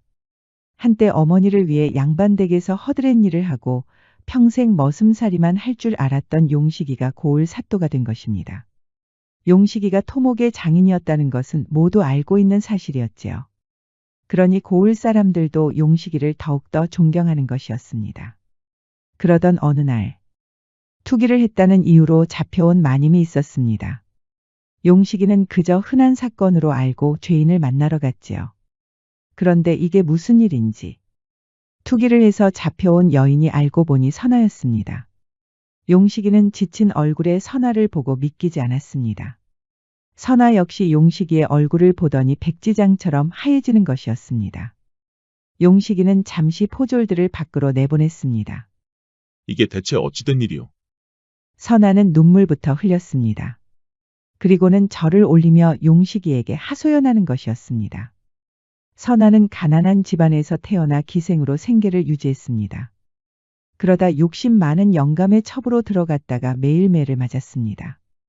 그 일을 계기로 선아는 남자를 믿지 않았답니다. 그저 남자를 어떻게든 꼬셔서 돈만 훔치면 된다고 믿었지요. 하지만 그런 선아에게도 소중한 사람이 있었습니다. 바로 여동생이었지요. 여동생 한 명 살리겠다고 지금까지 많은 죄를 지었습니다. 처음 첩으로 받아준 영감이 여동생까지 탐했을 때는 정말 제정신이 아니었답니다. 용식이는 정말 선아가 미웠습니다. 이제는 죄의 대가를 받는다고 믿었지요. 하지만 그날 밤 용식이는 계속 신경이 쓰였습니다. 서방님, 무슨 고민이라도 있으십니까? 믿기지 않은 일이오 부인. 실은 선아. 그 여자가 지금 옥에 갇혀 있어. 사연을 들은 유아는 고개를 끄덕였습니다. 서방님, 예전에 제가 밥그릇을 챙겨드렸던 일이 생각이 나십니까? 어머니가 꿈에서 말씀하신 일인데 어찌 그 일을 잊을 수가 있겠소. 그때 서방님이 저에게 이렇게 말씀하셨습니다. 인생이라는 게 참 웃기다고. 이제는 절대 울지 않겠다고 하셨습니다. 그 선아라는 여자가 많은 죄를 지은 건 사실이지만 처음 첩으로 받아준 영감과의 일을 생각하면 정말 딱한 여자가 아닙니까? 지금은 저렇게 옥에 갇혀 있지만 그 여자도 언젠가는 서방님처럼 인생이라는 게 웃기다고 말할 것입니다. 그러니 너무 노여워하지 마셔요. 선아라는 여자도 너무 미워하지 마시고요. 용식이는 감격하여 유아의 손을 잡았습니다. 부인이 없었으면 난 어찌할 뻔했소. 부인의 그 말이 정말 위로가 되는구려. 다음 날 용식이는 선아 죄인을 불렀습니다. 죄인은 듣거라. 투기를 하여 양반댁에 큰 치부를 드러냈으나 여동생을 먹여 살리기 위한 처절한 몸부림이라는 것을 참작하여 고향으로 퇴거를 명한다. 여동생과 함께 정직하게 살도록 해라. 다시는 이런 불미스러운 일에 휘말려서는 아니 될 것이다. 선아는 놀라더니 눈물을 흘리는 것이었습니다. 그리고는 용식이의 근엄한 얼굴을 바라보았지요. 입으로 말은 하지 않았지만 용식에게 감사하는 것이었습니다. 그렇게 선아는 여동생과 함께 고향으로 돌아갔습니다. 용식이와 살았을 때처럼 길쌈을 하면서 조금씩 재산을 모았지요. 나중에는 시장 상인과 사랑에 빠져 오순도순 살았답니다. 용식이는 고을 사또로 계속 존경을 받으며 살았고 장인의 뒤를 이어 공조판서가 되었습니다. 토목에 있어서는 그를 따를 사람이 없었기 때문입니다. 미국의 철학자 랄프 waldo 에머슨은 가장 어두운 밤에도 별은 빛난다고 하였습니다. 아무리 암울한 상황이라도 희망의 빛은 사라지지 않는다는 것이지요. 우리 용식이처럼 희망의 끈이 완전히 끊어졌다고 생각했을 때도 어디에선가 희망의 빛은 항상 존재한다는 것을 의미합니다.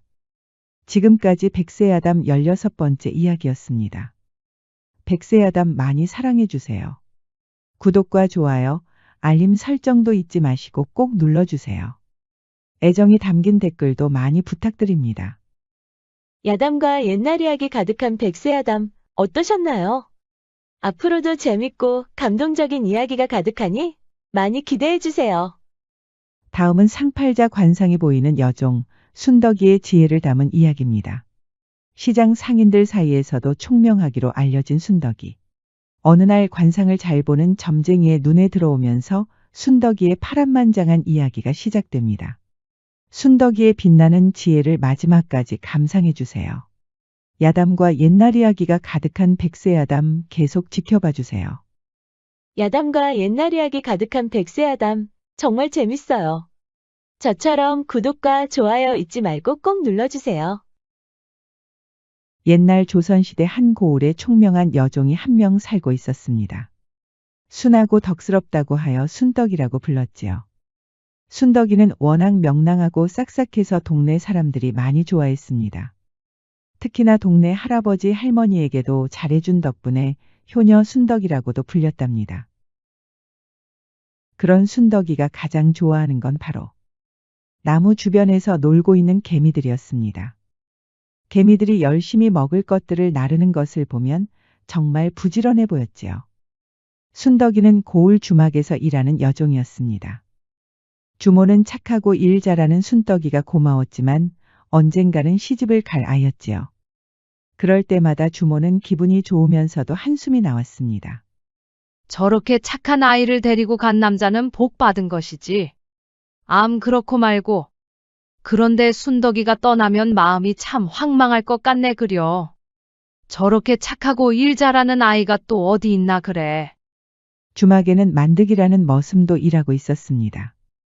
알게 모르게 만드기가 순덕이를 좋아한다고 알려졌지요.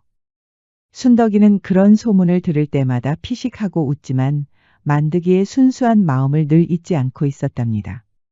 그러던 어느 날 순덕이가 소고기를 사려고 시장에 갔습니다. 시장에서도 순덕이가 나타나니 우리 효녀 순덕이, 우리 착한 순덕이, 우리 총명한 순덕이라고 부르는 것이었습니다. 그럴 때마다 순덕이는 시장 상인들에게 일일이 인사를 하는 것이었습니다. 그런데 저 멀리서 요란스러운 소리가 들리는 것이었습니다. 동네 왈패들이 자릿세를 내라고 힘없는 할머니를 괴롭히는 것이었습니다. 할머니는 어린 손주 먹여 살리겠다고 장사를 하는 분이었답니다. 순덕이는 할머니의 지극정성을 아주 잘 알고 있었지요. 그런 할머니가 왈패들 때문에 바닥에 쓰러져 있으니 얼마나 화가 나겠어요. 순덕이는 얼른 할머니 앞을 가로막았습니다. 이게 뭐 하는 짓들이오. 아무리 돈이 급해도 그렇지. 힘없는 할머니를 이렇게 괴롭히는 법이 어디 있어. 왈패들은 경계하기는커녕 순덕이의 미모를 보고 키득키득거리는 것이었습니다. 이렇게 예쁜 처자가 있다는 것은 처음 보았네 그려. 그러니까 네가 바로 순덕이란 말이지. 여기 오기도 전에 네 이름은 들었다.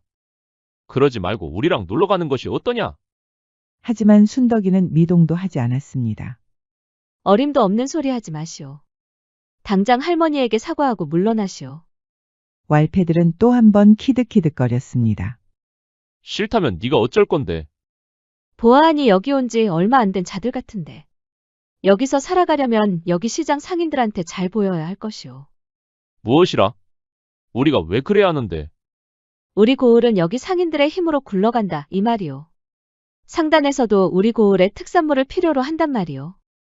지금이라도 당장 상단에 귀에 들어가면 관가에서도 당신들 얼굴 익히는 건 하루도 걸리지 않을 것이오. 순덕이는 말을 하다가 갑자기 환하게 웃었습니다. 아마 벌써 상단으로 소식이 전해지고 있을 것이오. 왈패들은 당황했습니다. 그것이 무슨 말이야? 우리 상인들이 벌써 서찰을 보냈을 것이오. 우리 상인들이 연락은 정말 빠르거든. 차라리 지금이라도 사과하고 물러나는 것이 어떻소? 그러자 왈패들은 머뭇거리고 있었습니다. 서로 순덕이의 말이 사실인지 물어보기까지 하였습니다. 순덕이는 그런 왈패들의 오합지졸을 보고 웃음이 나오는 것이었습니다. 고민은 집에 가서 해도 되는데 말이오. 여기는 빨리 장사를 해야 된단 말이오. 그러자 왈패들은 신경질을 부리며 물러났습니다. 왈패들이 완전히 사라지자 상인들이 모두 순덕이에게 몰려왔습니다. 순덕아, 너 정말 총명하구나. 말로만 들었는데 어찌 그리 말이 술술 나오느냐. 그런데 네가 말한 그 상단이 다 사실이냐? 그러자 순덕이는 머리를 극적이더니 희하고 웃는 것이었습니다. 그야 모두 지어낸 말이죠. 상단이 우리 상인들의 연락을 그리 빨리 받을 리가 없지 않겠습니까? 그러자 상인들은 웃음바다가 됐습니다. 그런데 그때 마침 시장을 지나가는 점쟁이가 있었습니다. 점쟁이는 관상도 잘 볼 정도로 용한 사람이었지요. 저기는 왜 저렇게 요란한 건가? 점쟁이는 상인들의 이야기를 듣더니 호탕하게 웃었습니다. 그거 참. 아주 머리가 빨리 굴러가는 처자로구먼 그래. 나중에 시집 가면 신랑을 아주 놀려먹겠어. 점쟁이는 그렇게 지나가려고 했지만 이상하게 발이 떨어지지 않았습니다. 아니야. 저 처자 말대로 이 고을 특산물은 상단에서도 필요로 하지. 들어보면 딱히 거짓도 아닌데 말이야. 아주 머리가 비상한 처자가 아닌가. 관심이 많지 않던 점쟁이는 천천히 순덕이가 있는 곳으로 다가갔습니다. 여전히 흥이 난 상인들이 순덕이 근처에서 떠나지 않고 있었지요. 그런데 이게 무슨 일인지 점쟁이가 순덕이의 얼굴을 보더니 기겁하는 것이었습니다. 아니, 저게 대체 무슨 관상이란 말인가? 점쟁이는 손과 발까지 벌벌 떠는 것이었습니다. 대체 점쟁이는 왜 이러는 것일까요? 침을 꿀꺽 삼킨 점쟁이는 겨우 정신을 차리고 순덕이에게 다가갔습니다. 그러더니 순덕이의 얼굴을 양손으로 부여잡는 것이 아니겠어요. 순덕이는 놀랄 틈도 없이 점쟁이의 얼굴과 마주쳤습니다. 점쟁이는 여전히 백지장처럼 하얘진 얼굴로 순덕이를 바라보는 것이었습니다. 아니, 순덕이의 관상을 보는 것이었습니다. 정말 놀라운지고. 이런 관상은 태어나서 처음이로구먼. 순덕이는 그제야 웬 영감이 자신의 얼굴을 부여잡았다는 것을 깨달았지 뭐예요. 이보시오 어르신. 백주 대낮에 처녀의 얼굴을 이리 잡으시면 오해를 받으십니다. 그러자 점쟁이는 놓아주기는커녕 허하고 웃는 것이었습니다. 말도 술술 나오고. 정말 대단한 처자로세. 그제야 손을 놓은 점쟁이는 눈물까지 흘렸습니다. 순덕이는 어떻게 된 영문인지 알 수가 없었습니다. 도대체 이게 무슨 짓이오? 시장 상인들도 놀라기는 마찬가지였습니다. 갑자기 영감이 처녀의 얼굴을 부여잡다니 말이에요. 하지만 상인들 몇 명이 점쟁이를 알아보는 것이었습니다. 고을에서 꽤 유명한 점쟁이라는 것이었지요. 그러니 순덕이는 더 이상할 수밖에 없었습니다. 그렇게 대단하신 분께서 이게 무슨 황당한 짓이란 말입니까? 점쟁이는 여전히 웃기만 했습니다. 정말 미안하게 됐구나. 이름이 순덕이라고 하였지? 그렇소만. 대체 왜 그러시는지. 지금까지 수많은 관상을 봤으나 너와 같은 관상은 처음 보는구나. 너의 관상에 대해 내가 말해주랴. 너는 안방마님. 아니지. 그냥 안방마님이 아니라 정경 부인의 관상이 보이는구나. 정경 부인이라고 하니 순덕이는 어안이 벙벙했습니다. 정경 부인은 정일품과 종일품의 아내에게 주는 봉작입니다. 정일품은 영의정, 종일품은 좌의정과 우의정을 말하는 것이지요. 순덕이에게 그런 최고위 정승의 아내가 될 관상이 보인다니 시장 상인들도 놀라는 것이었습니다. 순덕이는 너무 황당해서 웃음만 나왔지요. 하지만 점쟁이는 이제 근엄한 얼굴을 하고 있었습니다. 앞으로도 이처럼 대단한 관상은 볼 수가 없을 터. 오늘은 정말 값진 날이로구나. 순덕아, 내 부탁을 들어주지 않으련? 말씀하십시오, 어르신. 순덕이는 당황했지만 말투는 조심스러웠지요. 이후 너의 관상을 다시 보고 싶은데 허락해 줄 수 있겠느냐? 순덕이는 웃음이 나올 수밖에 없었습니다. 제 관상을 보는 것이 뭐 그리 대단하다고 그러십니까? 우리 주막 아주머니하고 머슴 만드기는 매일 저희 얼굴을 보는데. 시장 상인들은 순덕이의 재치에 웃음바다가 됐습니다. 점쟁이는 흐뭇하게 웃더니 고개를 숙이는 것이었습니다. 순덕이에게 감사의 표시를 하는 것이었지요. 그럼 조만간 보겠네. 그때까지 편안히 계시게. 점쟁이는 그렇게 사라졌습니다.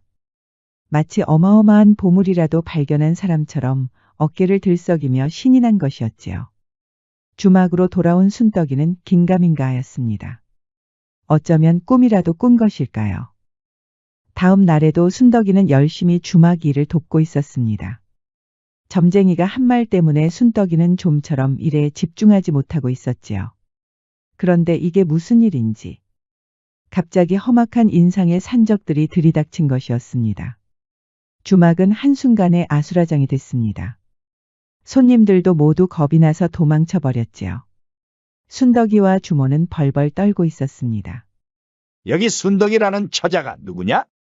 순덕이는 겁을 먹었지만 침착하게 앞으로 나왔습니다. 네가 내 부하들을 바보로 만든 그 처자로구나. 어디 한번 상단에 빨리 연락해보거라. 그러자 순덕이는 침을 꿀꺽 삼켰습니다. 산적 두목의 부하들은 키득키득거리고 있었지요. 너의 거짓이 얼마나 큰 대가를 치르는지 두고 보거라. 앞으로 이 주막은 우리 산적들의 것이다. 알겠느냐? 순덕이는 놀라서 주저앉을 뻔하였습니다. 허탈한 주모는 하늘이 노랗게 보였지요. 그게 무슨 말이오? 관가에 신고하면 당장 당신들을 잡으러 올 것이오. 어찌 그럴 수가 있겠느냐? 지금 이 주막에서 한 발자국이라도 나가면 바로 목숨을 잃을 터인데. 순덕이는 그제야 주막 주변에 산적들이 진을 치고 있다는 것을 깨달았습니다. 대놓고 힘으로 주막을 차지하겠다는 것이지요. 산적 두목은 걸걸하게 웃었습니다. 대신에 문제를 하나 해결하면 주막을 가지는 일은 없던 것으로 해주마. 그것이 무엇이오? 산적 두목이 손가락을 흔들자 큰 통나무가 나타났습니다. 여기 잘 보거라. 눈을 크게 뜨고 보면 통나무에 구멍이 하나 있다. 이 구멍에 명주실을 넣어 보거라. 넣기만 한다면 내가 부하들을 모두 물러가게 하고 주막을 장악하는 일도 무르도록 하마. 통나무는 너무 두껍고 컸답니다. 산적 두목이 말한 것처럼 눈을 크게 떠도 구멍은 잘 보이지 않았지요. 이런 구멍에 명주실을 넣는 것은 말도 안 되는 일이었습니다. 사실상 불가능한 일을 시킨 것이었지요. 그때 뒤에 있던 머슴 만드기가 앞으로 나왔습니다. 내가 해보겠소. 산적 두목은 놀란 척하며 만드기를 조롱했습니다. 용기가 가상하구나. 어디 한번 해보거라. 만드기는 벌벌 떠는 손으로 명주실을 가져왔습니다. 옆에 있던 순덕이는 조용히 속삭였지요. 만드가, 뭘 어떻게 하려고 그래? 지켜보기나 해. 만드기는 명주실을 길게 꺼내더니 바가지로 물을 끼얹는 것이었습니다. 명주실을 적셔서 통나무 구멍 안에 넣으려는 것이었지요. 실에 침을 발라 바늘에 넣는 것을 생각한 것입니다. 하지만 통나무는 너무 두꺼웠습니다. 바늘에 실을 넣는 것처럼 간단한 일이 아니었지요. 명주실이 구멍 안에는 들어갔지만 완전히 뒤로 빼낼 수는 없었습니다. 게다가 구멍이 워낙 작으니 명주실이 여유 있게 들어가지도 않았답니다. 만드기는 뜻대로 되지 않자 옷에 땀이 차기 시작했습니다. 옆에서 지켜보던 산적 두목은 호탕하게 웃었습니다. 내 시간을 빼앗았으니 매를 좀 맞아야겠구나. 만드기는 기겁하였습니다. 그것이 무슨 말씀이요? 그런 말씀은 없지 않았소. 내 말을 듣기도 전에 네가 움직이지 않았느냐? 그러게 누가 그렇게 경솔하게 행동하라고 했느냐? 그렇게 만드기는 산적에게 매를 맞고 쓰러지고 말았습니다. 이대로 주막은 산적들에게 빼앗기는 것일까요? 그런데 그때 순덕이가 결연한 얼굴로 산적 두목 앞에 섰습니다. 내일 신시까지 기다려주시오. 신시는 오후 3시에서 오후 5시 사이를 말합니다. 오늘날로 하면 늦은 오후를 말하는 것이지요. 신시까지 기다리면 답이 나오느냐? 그렇소. 만약 신시의 명주실이 들어간 통나무를 보게 되면 그때는 반드시 약속을 지키시오. 산적 두목도 약속을 했기 때문에 기싸움에서 질 수 없었습니다. 그래, 좋다. 네가 말한 대로 통나무 구멍 안에 명주실을 넣기만 한다면 이 주막에서 모두 물러날 것이다. 그 전에 도망치는 건 생각도 하지 말거라. 그런데 그날 밤 순덕이는 아무것도 하지 않고 방에 들어눕는 것이었습니다. 그리고는 쿨쿨 잠을 자는 것이었지요. 주모는 의아해서 순덕이를 깨웠지만 일어나지 않았습니다. 통나무 구멍 안에 명주실을 다 넣으려면 조금이라도 힘을 내야 할 텐데 말이에요. 순덕이가 드디어 맛이 갔구나. 우리 착한 순덕이. 주막이 망하더라도 우리 순덕이 시집은 보내야 하는데. 주모는 그렇게 한탄하더니 제풀에 지쳐서 쓰러지고 말았답니다. 그리고는 순덕이 옆에서 잠을 자는 것이었지요. 그리고 해가 떴습니다. 순덕이는 닭이 울기가 무섭게 눈을 뜨는 것이었습니다. 그리고는 주막 앞에 나무로 뛰어가는 것이었습니다. 진을 치고 있는 산적들은 꼭두새벽이라서 잠을 자고 있었지요. 순덕이는 대체 무엇을 하려는 것일까요? 그렇게 순덕이가 말한 신시가 됐습니다. 네가 말한 신시다. 통나무에는 명주실을 넣었느냐? 순덕이는 자신만만하게 웃었습니다. 그렇소. 여기 통나무 구멍 안에 명주실을 넣고 이렇게 꽁꽁 묶어버렸소이다. 산적 두목은 눈이 휘둥그레졌습니다. 주변에 있던 부하들도 기겁하는 것이었지요. 순덕이가 말한 대로 명주실이 통나무 구멍 안으로 들어가 주변을 꽁꽁 묶은 것이었습니다. 산적 두목은 신기한 얼굴로 통나무에 다가갔습니다. 이걸 대체 어떻게 한 것이냐? 그동안 수많은 사람들에게 시켰지만 아무도 이것을 해내지 못했는데 순덕이는 어떻게 해낸 것일까요? 순덕이가 꼭두새벽에 일어나고 찾아간 나무에는 개미들이 있었습니다. 순덕이는 개미 몇 마리를 손으로 데리고 오더니 허리에 명주실을 묶은 것이었습니다. 그리고는 통나무 구멍 안으로 조청을 흘려 넣었습니다. 단맛을 좋아하는 개미가 조청을 따라서 구멍 안으로 들어갔습니다. 그렇게 손쉽게 통나무 구멍에 명주실을 넣은 것이었습니다. 여유가 있는 순덕이는 아예 명주실을 칭칭 감아 버린 것이었습니다. 순덕이가 일찍 잠을 잤던 이유는 개미들이 이른 아침에 가장 활동이 활발했기 때문입니다. 개미를 배려한 순덕이의 착한 마음씨였지요. 설명을 들은 산적 두목은 넋이 빠졌습니다. 정말 대단하구나. 어찌 그런 생각을 하다니. 정말 총명한 처자가 맞구나. 산적 두목은 손짓으로 부하들을 모았습니다. 순덕이라고 하였지. 너의 지혜에 감복하였구나. 약속대로 이 주막을 장악하는 일은 없을 것이다. 그리고 한 가지가 더 있다.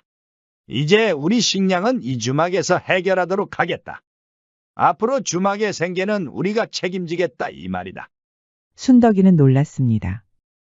험악하기만 하던 산적 두목에게 이런 배포가 있는 줄 몰랐지요. 저도 한 가지 드릴 말씀이 있습니다. 무엇이냐? 말만 하거라. 오늘만은 너의 이야기는 모두 들어줄 것이다. 앞으로 이렇게 사람들을 괴롭히지 마시오. 빼앗지 말고 정당하게 일해서 돈을 벌란 말이오. 그럼 식량은 원하는 만큼 드리리다. 그러자 산적 두목은 주막이 떠나랴 크게 웃었습니다. 역시 듣던 대로 총명하구나. 게다가 배짱까지 이렇게 있다니. 그래, 좋다.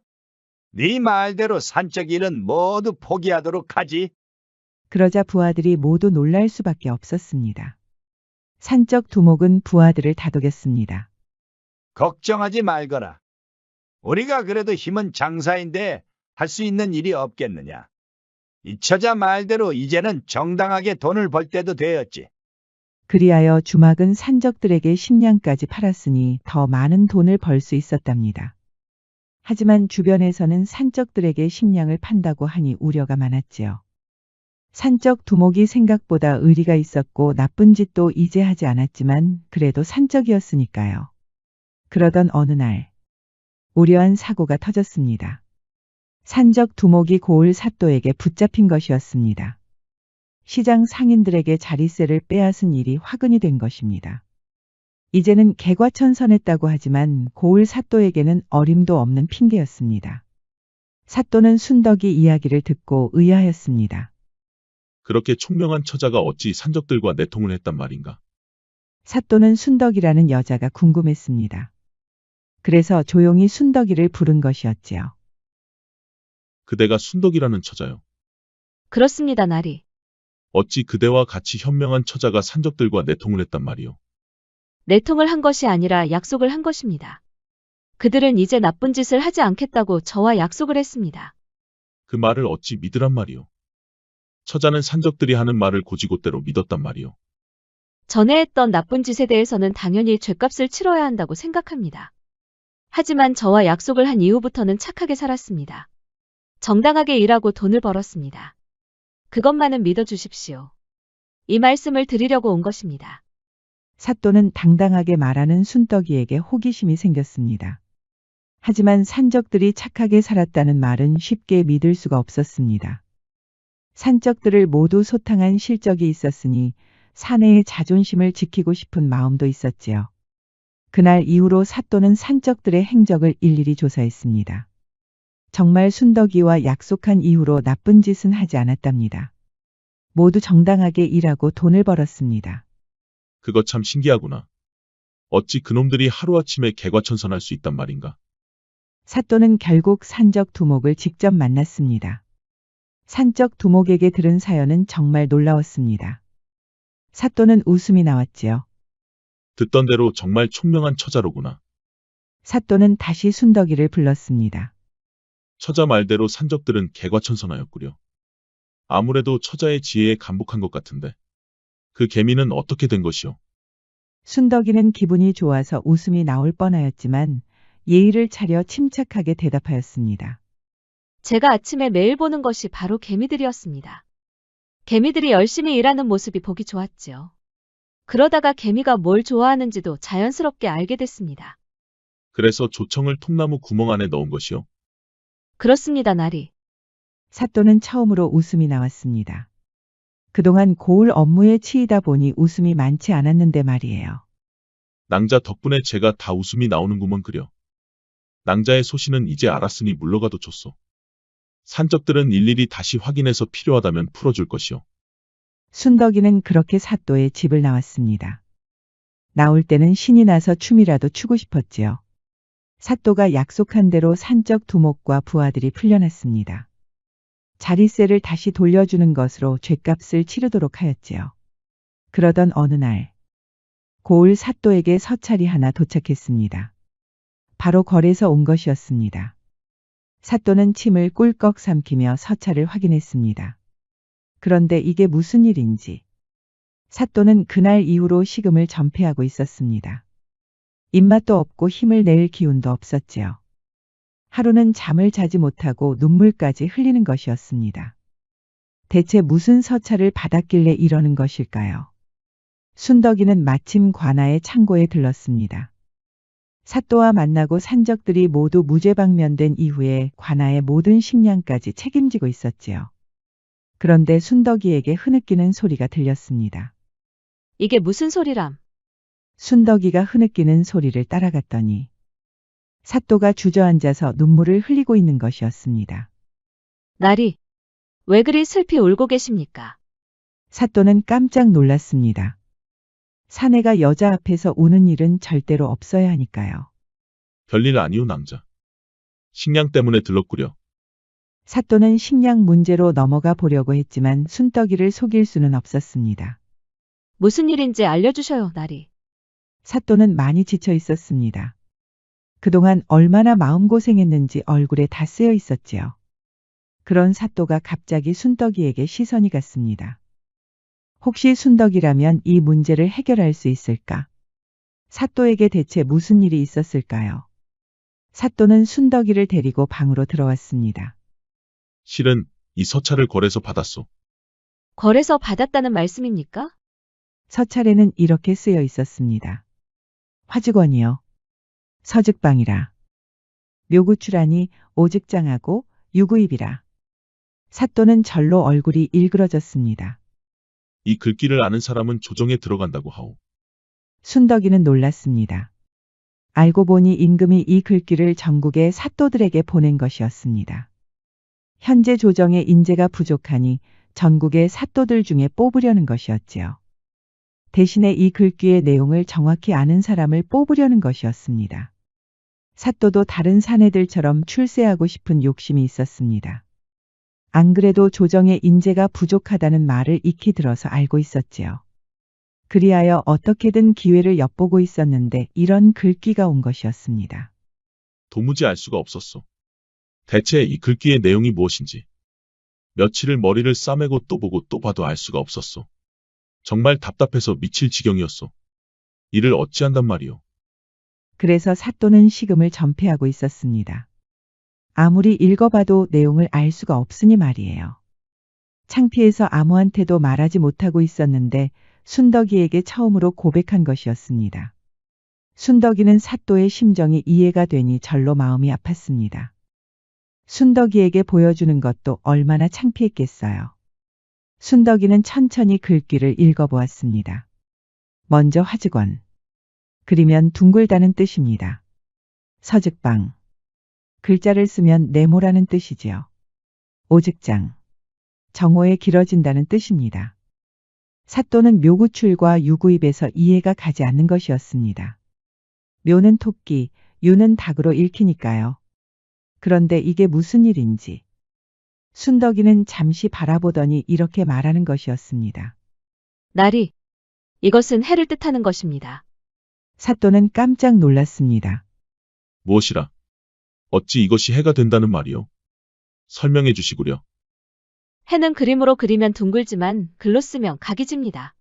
묘방이 동쪽이니까 정오에 가장 길어졌다가 서방, 즉 서쪽으로 들어간다는 뜻이지요.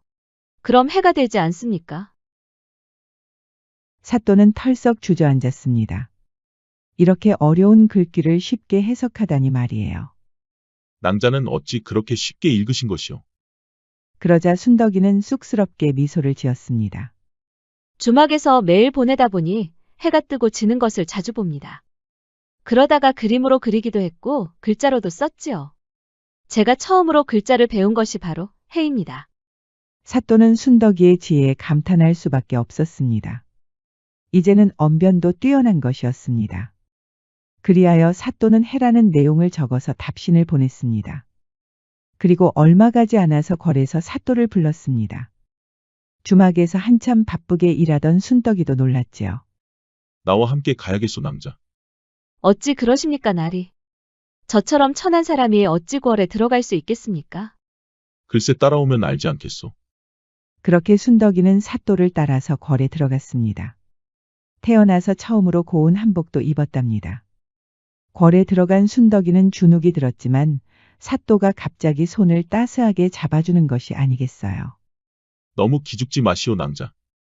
내가 옆에서 지켜줄 터이니. 그렇게 순덕이는 사또의 손을 잡고 임금을 만났습니다.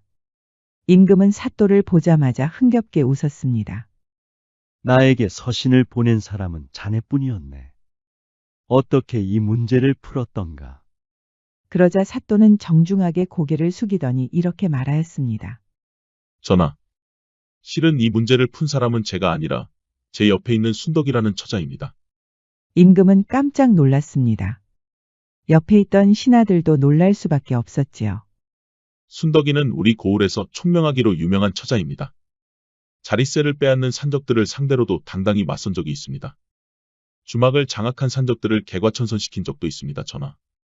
임금은 흥미가 생겼습니다. 어찌 그럴 수가 있었단 말인가? 어서 말해보거라.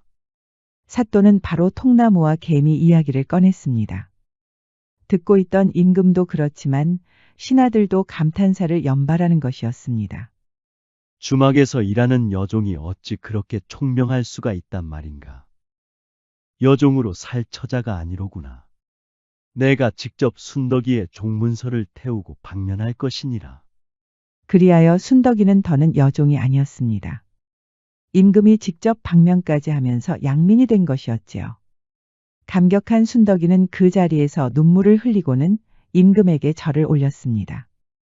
같이 있던 사또 역시 임금의 은혜에 감복하였답니다. 사또는 자신이 직접 문제를 풀었다고 말할 수도 있었지요.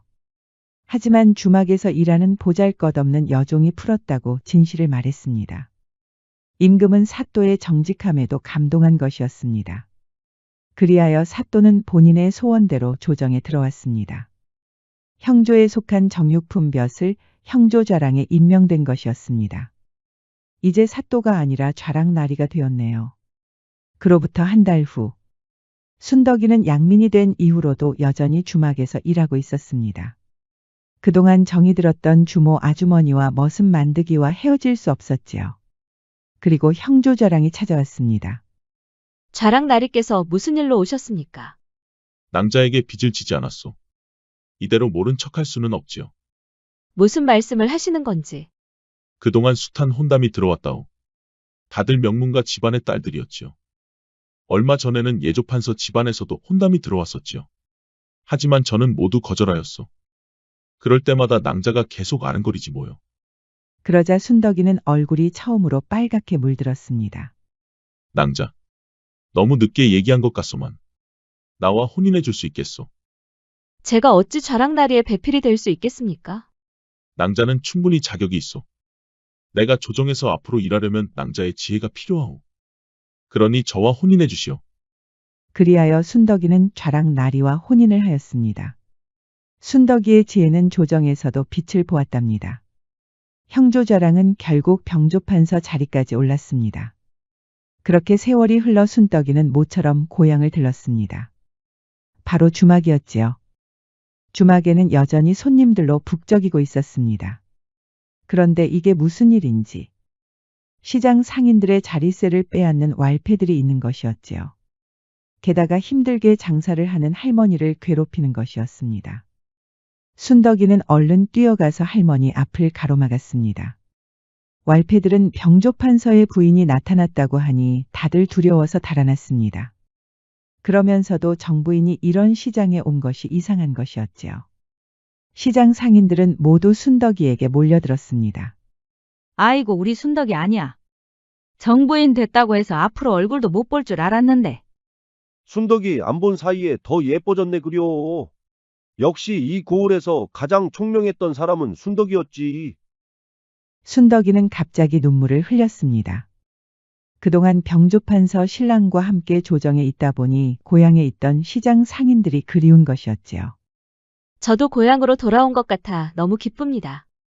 그렇게 시장 상인들과 손을 잡고 인사를 나누고 있는 그때 갑자기 누군가 순덕이 뒤로 다가오는 것이었습니다.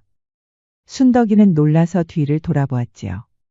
그리고 순덕이 앞에는 바로 예전에 관상을 말했던 그 점쟁이가 서 있었습니다. 점쟁이는 허하고 웃었습니다. 역시 내가 예상한 대로군. 마님의 관상은 전에도 못 봤고 앞으로도 잊지 않을 것이오. 순덕이는 점쟁이의 신기한 눈빛에 아무런 말도 하지 못했습니다. 점쟁이는 조심히 순덕이에게 다가왔습니다. 전의 관상을 다시 볼 수 있도록 허락을 부탁한 적이 있지요. 허락해 주시겠소? 그러자 순덕이는 미소를 지었습니다. 허락이 어찌 필요하겠습니까, 어르신? 당연히 허락이 필요하지 않겠소. 이제는 여종이 아니라 정경부인이 아니시오. 점쟁이는 그렇게 순덕이의 관상을 한동안 보더니 호탕하게 웃었습니다. 정경 부인의 관상 아주 잘 보고 가오. 점쟁이는 그렇게 사라졌고 순덕이는 그날 하루는 시장 상인들과 오랜만에 회포를 풀었답니다. 버지니아 출생의 배우 펄 베일리는 자신의 값어치를 계산할 수 있는 사람은 자기 자신뿐이라고 하였습니다. 우리 순덕이처럼 착하고 싹싹하면 칭찬은 받을 수 있겠지요. 하지만 자신이 가지고 있는 가치와 능력을 잘 아는 사람은 자신뿐입니다. 자신의 가치를 인정하지 않으면 아무리 주변에서 칭찬해도 그 생각을 바꾸기는 쉽지 않지요. 자신의 값어치를 확신하고 있으면 그 어떤 고난에도 무너지지 않을 것입니다. 순덕이처럼 자신의 가치를 잘 알고 당당히 나간다면 반드시 큰 보답이 따를 것입니다. 지금까지 백세야담 17번째 이야기였습니다. 백세야담 많이 사랑해주세요. 구독과 좋아요, 알림 설정도 잊지 마시고 꼭 눌러주세요. 애정이 담긴 댓글도 많이 부탁드립니다. 야담과 옛날 이야기 가득한 백세야담 어떠셨나요? 앞으로도 재밌고 감동적인 이야기가 가득하니 많이 기대해주세요. 기대해주세요. 기대해주세요. 기대해주세요. 기대해주세요. 기대해주세요. 기대해주세요. 기대해주세요.